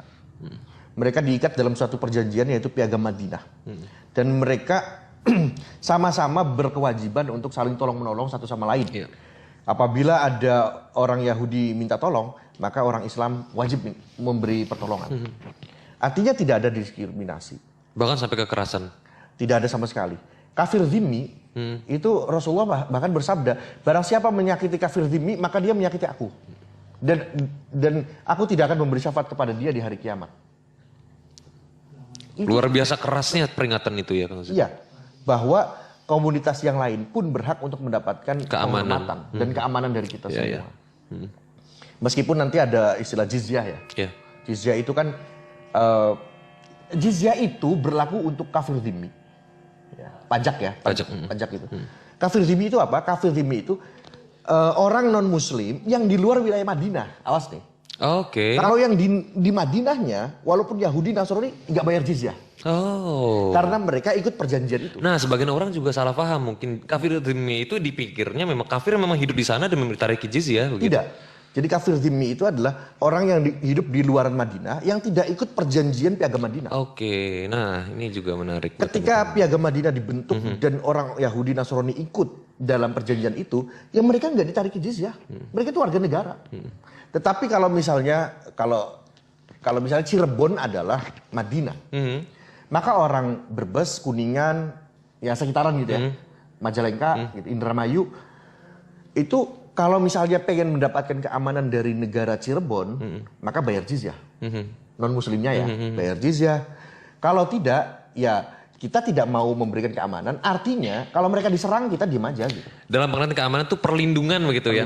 Jadi mengerahkan pasukan, mengerahkan keamanan untuk melindungi mereka lah kira-kira. Gak mesti mengerahkan pasukan.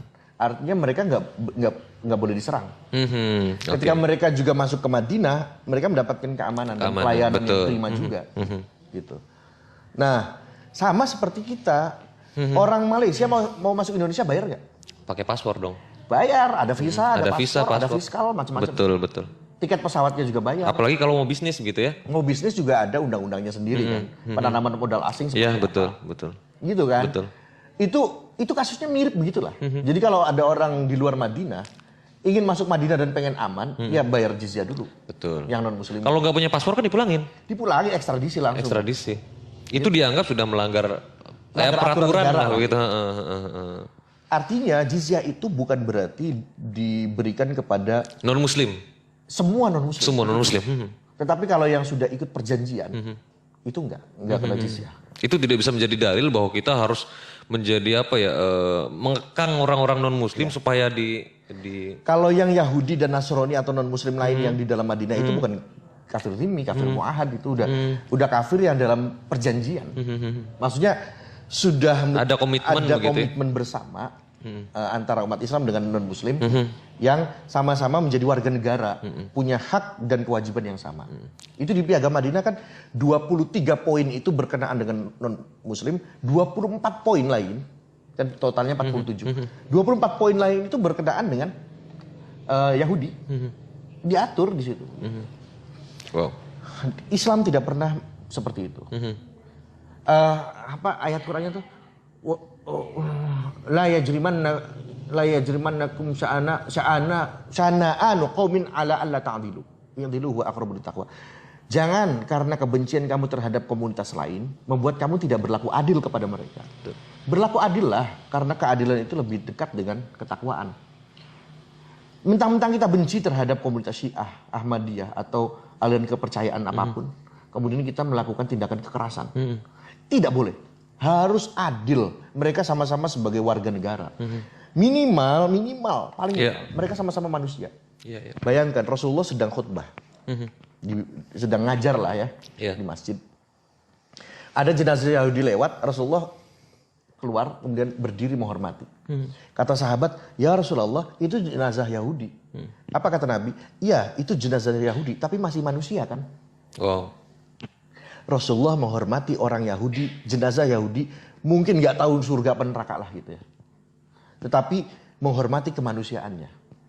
Kemudian Nabi Muhammad yang paling terkenal kisahnya adalah menyuapi orang Yahudi. Yang orang Yahudi buta. Ya, orang Yahudi buta miskin. Yang mencaci Nabi Muhammad itu sangat kejam. Gitu. Dengan bahasa verbalnya. Tanpa sadar bahwa yang menyuapi itu Rasulullah saat itu. Tanpa sadar bahwa yang menyuapi Rasulullah. Disuapin. Kan nggak ada sendok ya. Jadi pakai tangan langsung loh. Jadi mungkin bibir orang Yahudi itu nyentuh tangan Nabi. Berkah itu ya kalau gitu ya. Disuapin langsung Rasulullah ya. Saya yakin berkah banget. Iya. Entah kalau misalnya di neraka mungkin bibirnya nggak kebakar kali. Karena sempat menyentuh tangan Nabi. Iya. Disuapin sambil Muhammad itu kurang ajar. Suap maning, mangan maning ayo. Iya. Ayo mangan mangap. Iya. Gitu.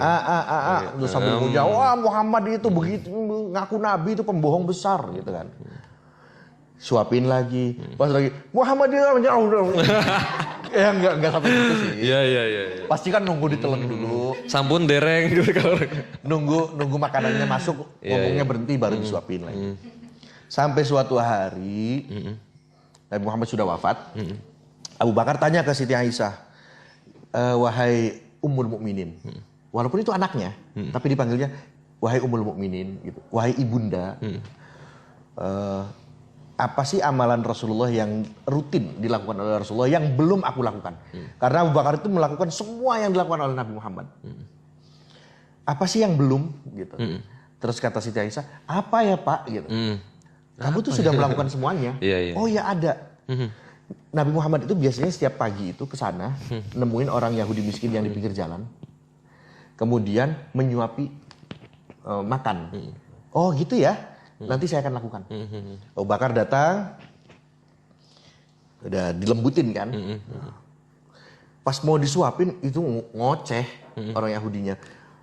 Muhammad begini tuh. Itu Abu Bakar hampir aja pengen gitu ya. Pengen gitu tuh. Iya kan. Keselnya meluap kan. Dan mungkin kaget juga. Kaget ternyata juga, dia nggak tahu. Ternyata ya ini orang Yahudi. Nggak tahu yang ternyata yang ini juga mengata-ngatain Nabi. Disuapin sambil gemes gitu lah. Gitu. Kalau sama ayam tulang-tulangnya gitu ya. Iya sambil Saking keselnya. Gitu kan. Pelan-pelan apa gitu. Iya. Nah, kata Yahudinya, kamu siapa gitu. Kamu orang yang berbeda gitu. Bukan orang yang biasa nyuapin saya. Kerasa ya. Ya kerasa lah. Orang emosi sama enggak kan kerasa. Iya. Jadi kalau Nabi nyuapin kan halus gitu. Kalau itu makanan belum habis, wah ayo lagi ya. Mungkin gitu ya. Kalau minum air panas gitu. Kalau kita gitu. Oh iya, mungkin beda lah pokoknya. Belum habis udah dijejelin lagi. Iya. Mungkin supaya jangan banyak omong gitu kan. Iya. Ini ternyata sadar, taruh ini bukan biasanya nih. Enggak seperti biasanya sehingga ditanya kan ini pasti orang yang berbeda. Mana yang biasa nyuapin saya? Terus kata Abu Bakar, yang nyuapin kau itu sudah meninggal. Oh. Wah udah meninggal ya Allah. Ya bukan ya Allah ya. Oh bukan, orang Yahudi soalnya. Ya. Udah meninggal. Ya ampun. Ya ampun gitu. Astaga. Gitu. Saya nggak baru mendengar ini. Oh my god lah. Oh my god. OMG. OMG gitu. Dan dikasih tahu sama Abu Bakar bahwa yang menyuapi dia selama ini adalah Rasulullah. Wow. Menangis dan akhirnya masuk Islam.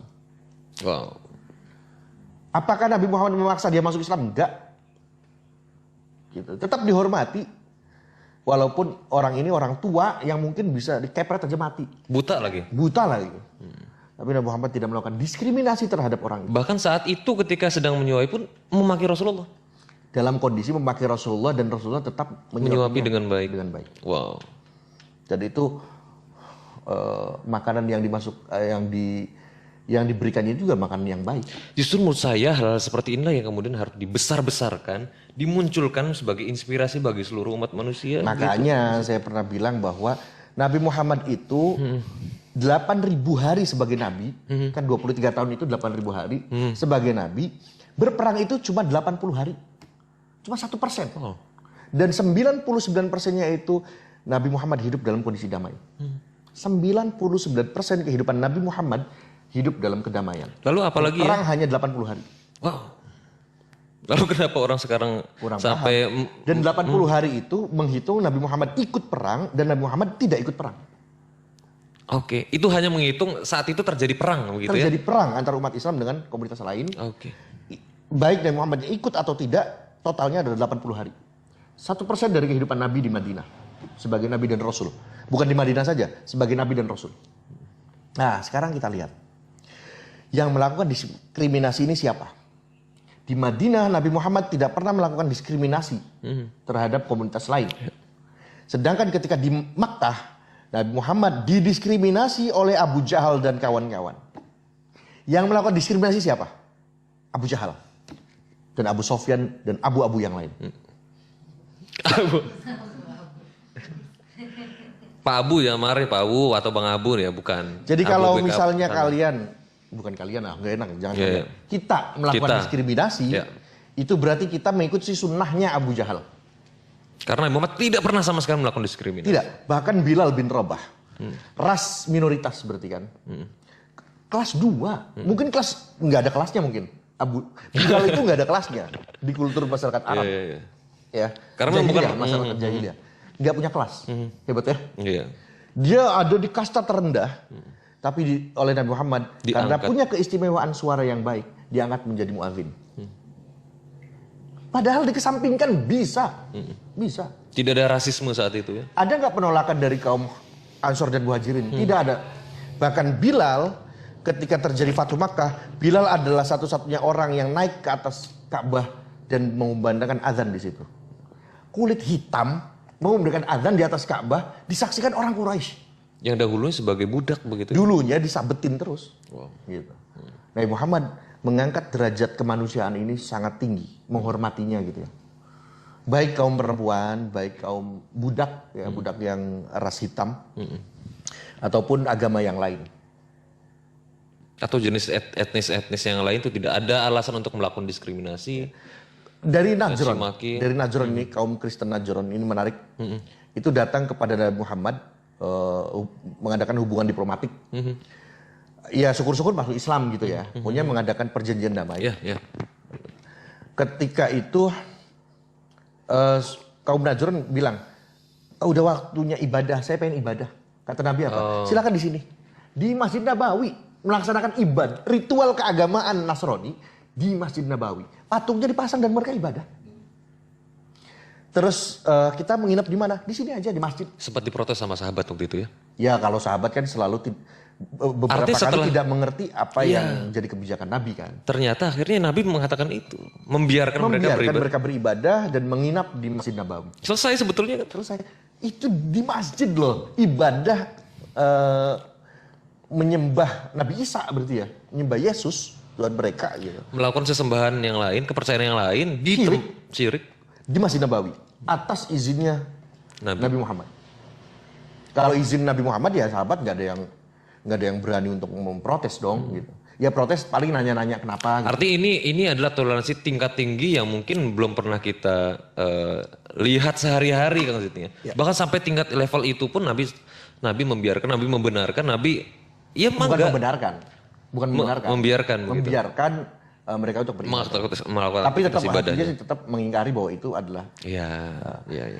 Kita boleh menganggap apa yang kita pegang itu benar. Itu udah fitrah kan. Betul. Kita selalu memilih yang benar. Menurut kita. Tetapi apa yang kita yakini benar itu tidak untuk menyalahkan orang lain. Silakan yakini keyakinan Anda sebagai keyakinan paling benar. Iya. Tidak ada kebenaran selain keyakinan Anda. Silakan. Tapi tidak dengan cara melarang orang lain juga untuk beribadah, untuk meyakini kebenarannya juga. Gitu. Ya, wow. Ini makanya kemarin memang akhir-akhir ini kan memang di samping lagi ada cerita soal statementnya Menteri Agama baru ini, kemudian dalam rangka Natal juga, ini juga hampir sering terjadi Kang Zidni. Berkali-kali, bertahun-tahun masih saja terjadi. Bahkan sudah dijelaskan ini harus menjadi pelajaran buat kita lah Kang Zidni. Karena manusia itu lebih senang ke kekerasan. Ya. Sesuatu yang memacu adrenalin itu senang banget. Contoh, ya. Kita lihat kasus corona deh. Oke. Kita lihat kasus corona. Setiap hari itu ada pemberitaan corona kasus positif. Bertambah gitu ya. Apa yang dilihat oleh kita adalah kasus kematian akibat corona. Padahal di sampingnya itu pasti tertulis yang sembuh itu berapa. Kita selalu melihat angka kematiannya. Sehingga kalau misalnya kita terkena virus corona, pikirannya apa? Mati nih gitu. Padahal dia masih bisa sembuh. Yang meninggal itu sekitar misal 8.000. Yang sembuh 500 ribuan. Kenapa kita nggak ngelihat yang sembuh coba? Selalu melihat kena corona, mati nih gitu. Nah makanya saya bilang ke beberapa orang, saya itu bukannya saya itu santai dengan corona, bukan. Tetapi saya punya sudut pandang yang lain, cara menyikapinya. Ketika Mas Fabi bilang, awas kena corona bisa mati, saya akan mengatakan tenang, bisa sembuh. Itu bentuk optimisme juga. Bentuk optimisme artinya jangan ikuti karakteristik dasar kita di mana kita selalu suka terhadap bad news ya. Berita kekerasan, berita tentang negatif gitu. Yang negatif, betul. Yang negatif, yang memacu adrenalin, yang membuat orang itu tersiksa gitu kan. Ketakutan. Itu kita senang seperti itu. Ada 10 orang berjalan, yang 9 lewat, yang 1 digigit anjing. Itu jadi fokusnya satu yang digigit anjing. Gitu. Ya. Dan itu menjadi pemberitaan di mana-mana. Itu sama Padahal halnya, 9 itu lewat gitu. Sama halnya sama orang kayak selalu banyak bicarakan soal jihad dan lain-lain ya. Dalam konteks jihad, dalam konteks berperang fisik begitu ya. Daripada menyebarkan kebaikan, toleransi, saling menyayangi. Karena ya tadi Kang Zidni jelasin bahkan Nabi hanya 80 kali. Hanya 1%. 80 hari. 80 hari. Dalam sepanjang hidupnya melakukan perang. Di dinasti Umayyah yang di Andalus. Yang didirikan oleh Abdurrahman Ad-Dakhil. Pada masa Abdurrahman ketiga. Itu ada gereja besar di daerah Cordoba. Kebetulan saya pernah ke sana. Di Cordoba itu ada masjid yang sangat terkenal gitu ya.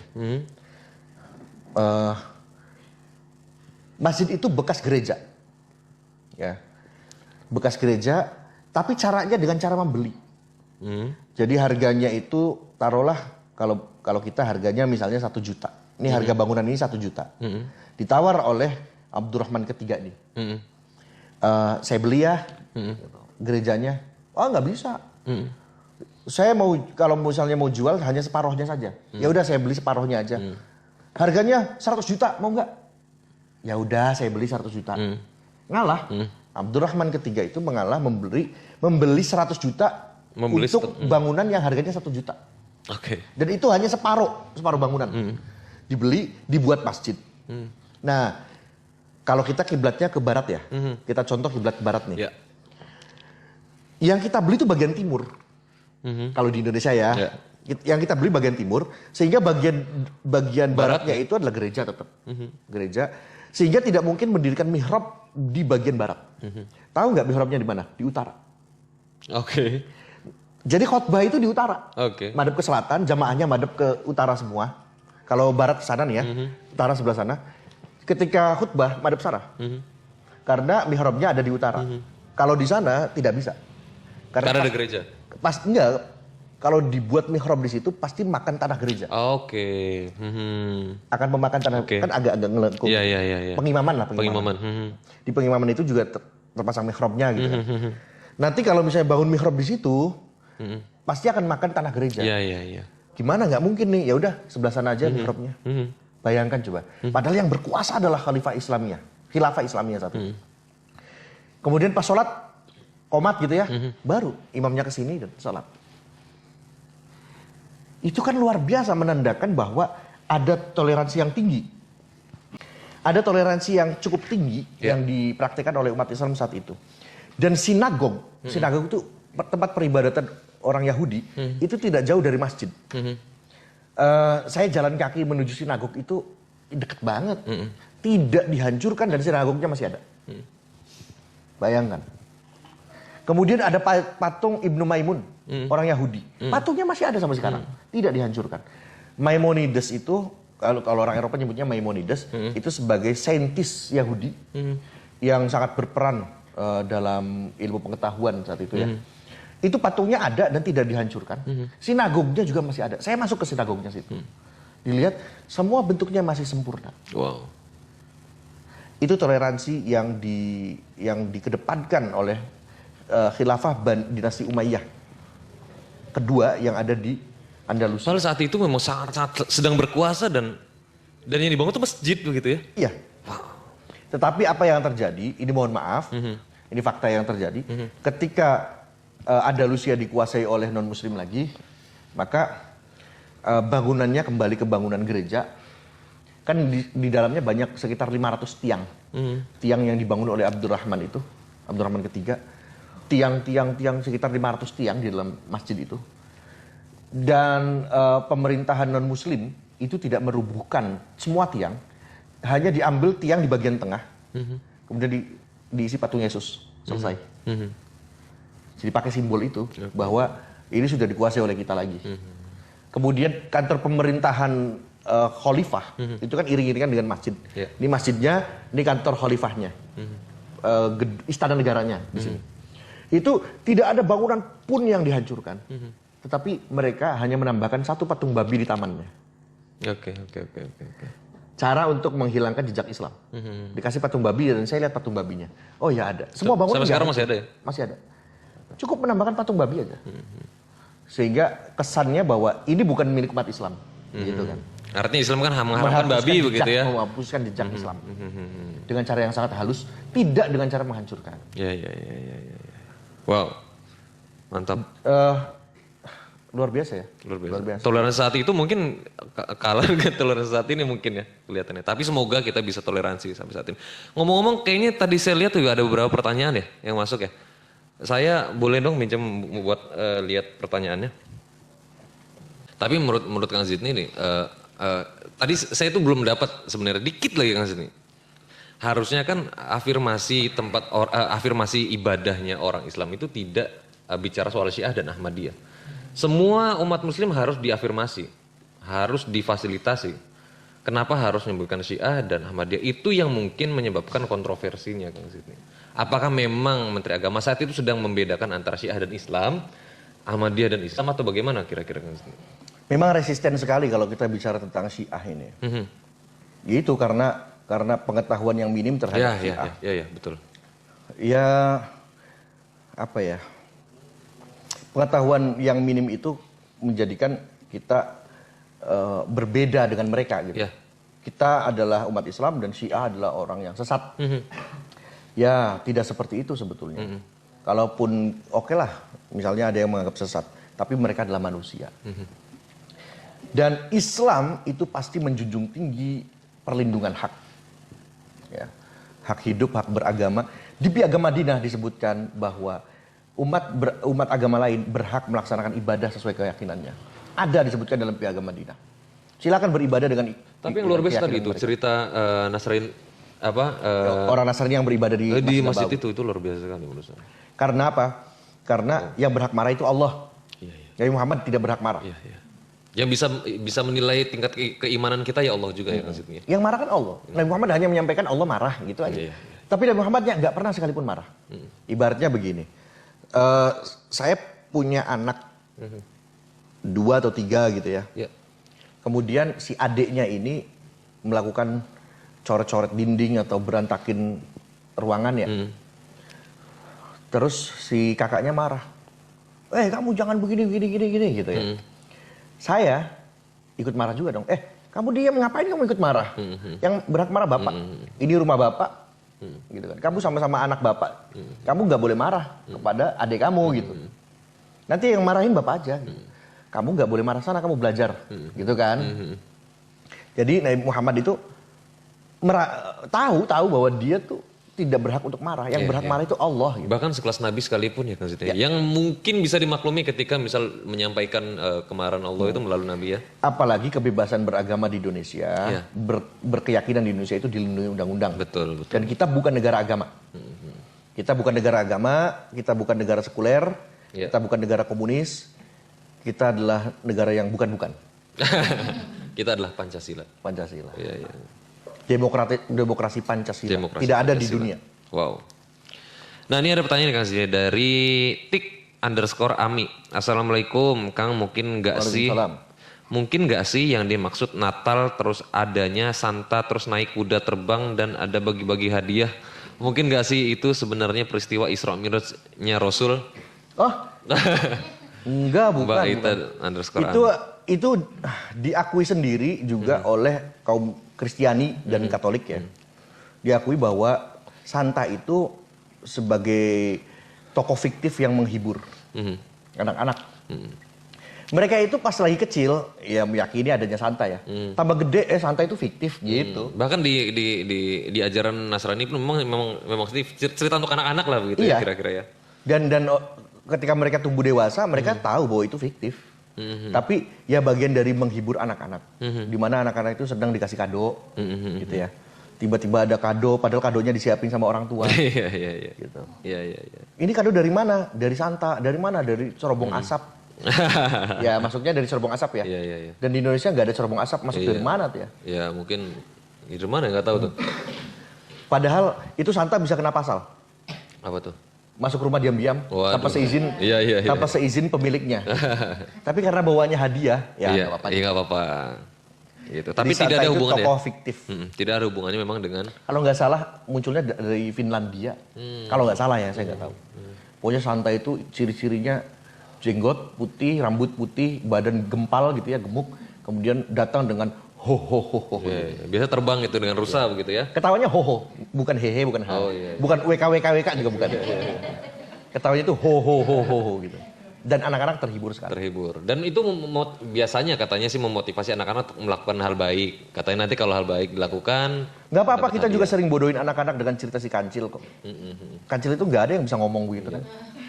Atau kita bodohin pakai ceritanya Abu Jahal misalnya gitu. Abu Jahal kalau nggak melakukan hal baik, Abu Jahal datang sini nih. Misalnya. Gitu. Enggak ya, jangan ya. Jauh. Awas ada kodok gitu Jauh kan. ada kodok. Riau plat E hadir. Fik Ahmadi. Ini ada Amar _2710. Punten Bade Tanglet. Adanya ajaran takiyah dalam Syiah yang tadi dijelaskan. Apakah orang Syiah sudah sejak lama atau masih ada di Indonesia sampai sekarang? Tadi udah disinggung dari mulai kerajaan Perlak ya. Cari tahunnya deh, kerajaan Perlak itu tahun berapa sih? Yang jelas dari kerajaan Perlak itu sudah ada.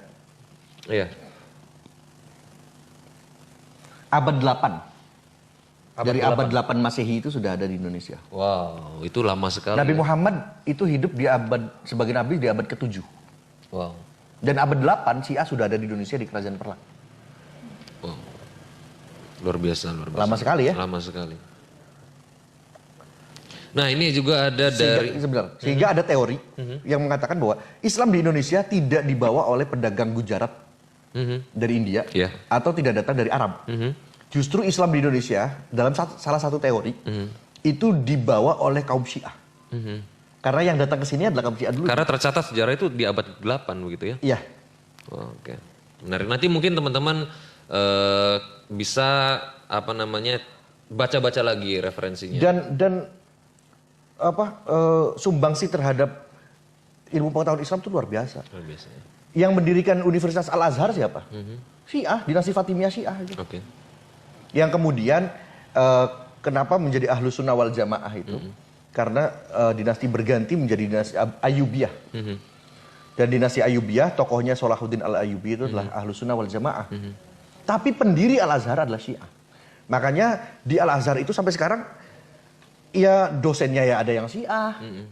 Kemudian murid-muridnya ada yang Syiah. Siapa bilang sekolah di Al-Azhar udah pasti Sunni? Yang Syiah banyak yang sekolah di Al-Azhar sampai sekarang. Dosennya yang Syiah ada banyak. Gitu. Luar biasa ya. Kontribusi terhadap dunia pendidikan di dunia Islam sendiri itu luar biasa sekali berarti ya.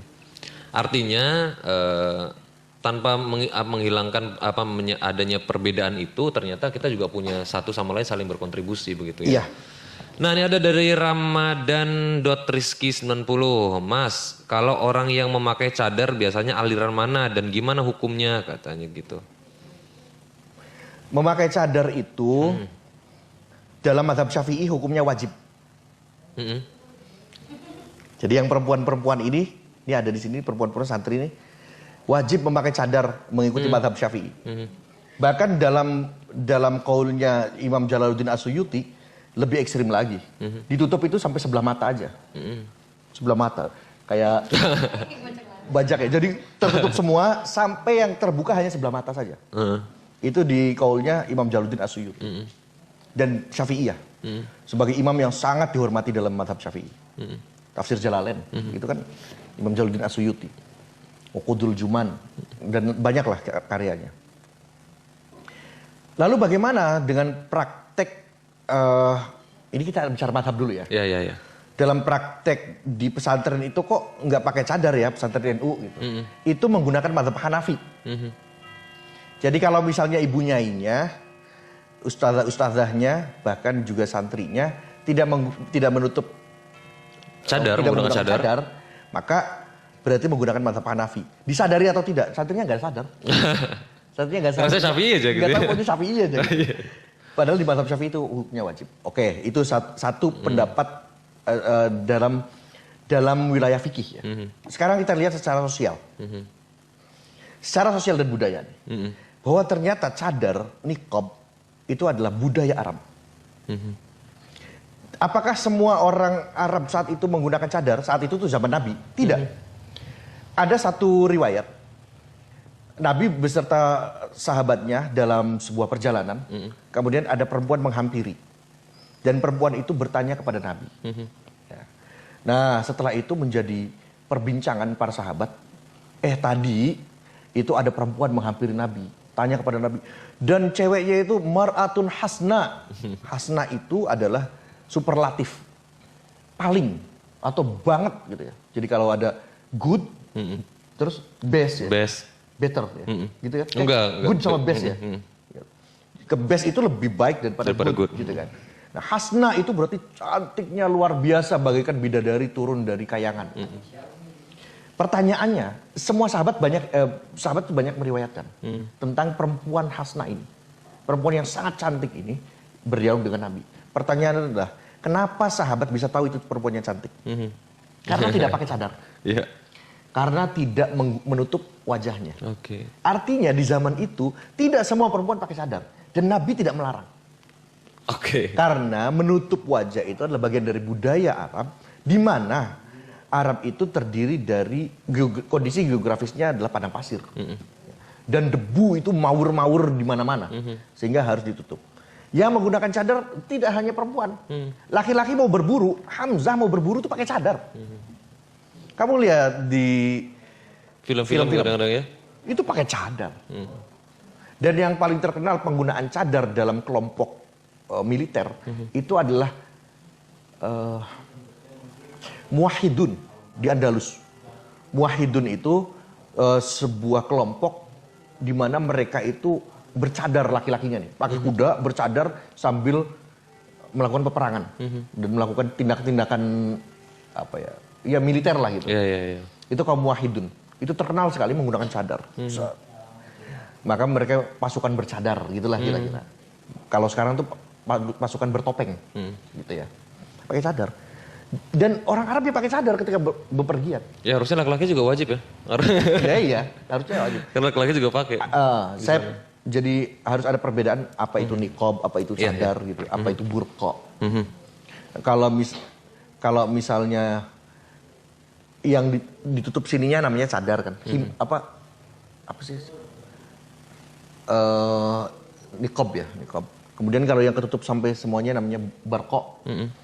Kemudian kalau kepalanya aja namanya himar atau kerudung.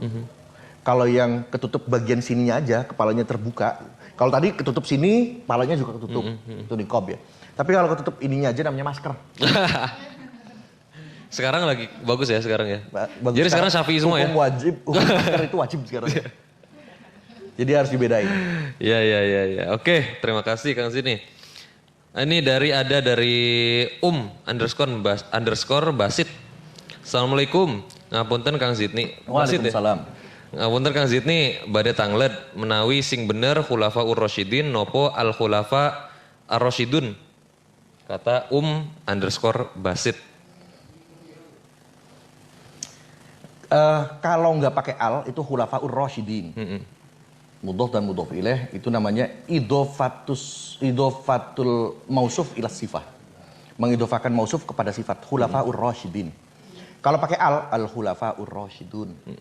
Gitu ya. Jadi mudah-mudahan bisa menjawab. Berarti sudah benar. Basit. Seperti gini, ucapan Baitul Maqdis atau Muqaddas.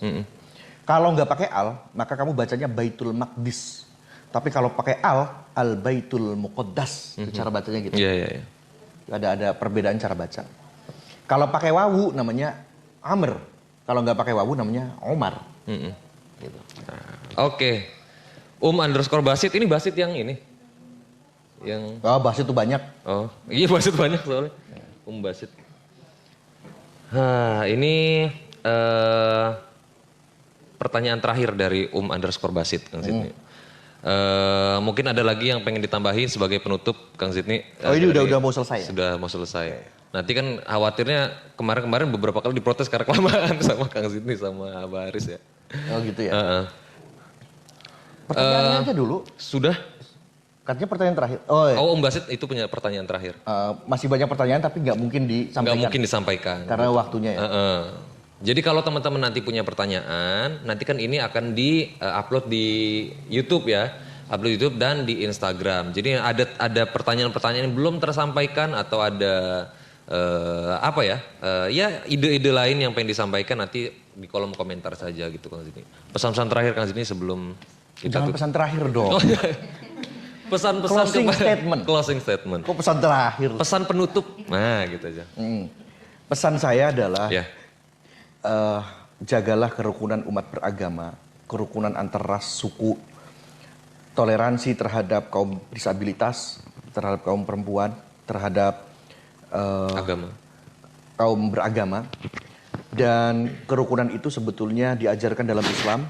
Islam tidak pernah melakukan diskriminasi terhadap entitas apapun. Janganlah suatu kaum mengolok-olok kaum yang lain. Karena siapa tahu kaum yang lain itu lebih baik daripada kaum yang diolok-olok, itu lebih baik daripada kaum yang mengolok-olok. Kemudian janganlah kamu mencela Tuhan dan agama lain, sehingga mereka akibatnya mencela Tuhan dan agama kita. Itu peringatan dari Al-Quran atau pesan dari Al-Quran. Dan jangan karena ketidaksukaan terhadap kaum yang lain, kamu melakukan tindakan diskriminatif. Berbuat adillah karena itu mendekati keadilan.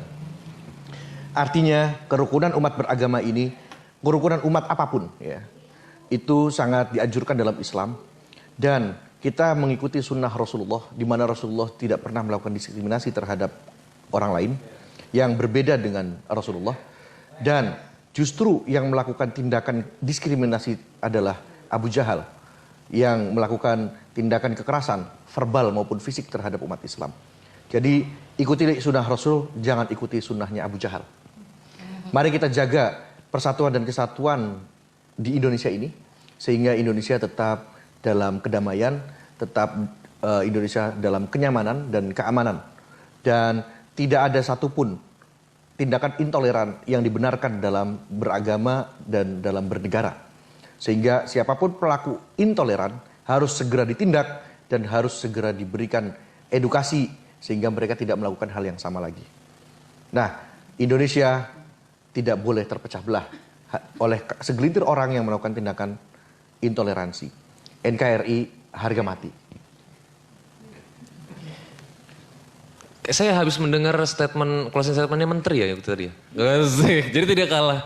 Closing statementnya nggak kalah sama Menteri Agama yang baru dilantik. Nggak kalah. Nggak kalah. Allahu Akbar. Oke, terima kasih Kang Zidni. Semoga sehat selalu. Kita akan kembali lagi di malam minggu yang akan datang. Semoga teman-teman juga nanti boleh gabung sama ada Baris di sana. Jadi jangan lupa kalau cepat juga katanya. Oke, terima kasih teman-teman sudah bergabung dan teman-teman yang ada di sini juga terima kasih sudah menemani kita live. Semoga sehat semua. Kurang lebihnya saya mohon maaf. Saya tutup dulu. Assalamualaikum warahmatullahi wabarakatuh. Waalaikumsalam warahmatullahi wabarakatuh.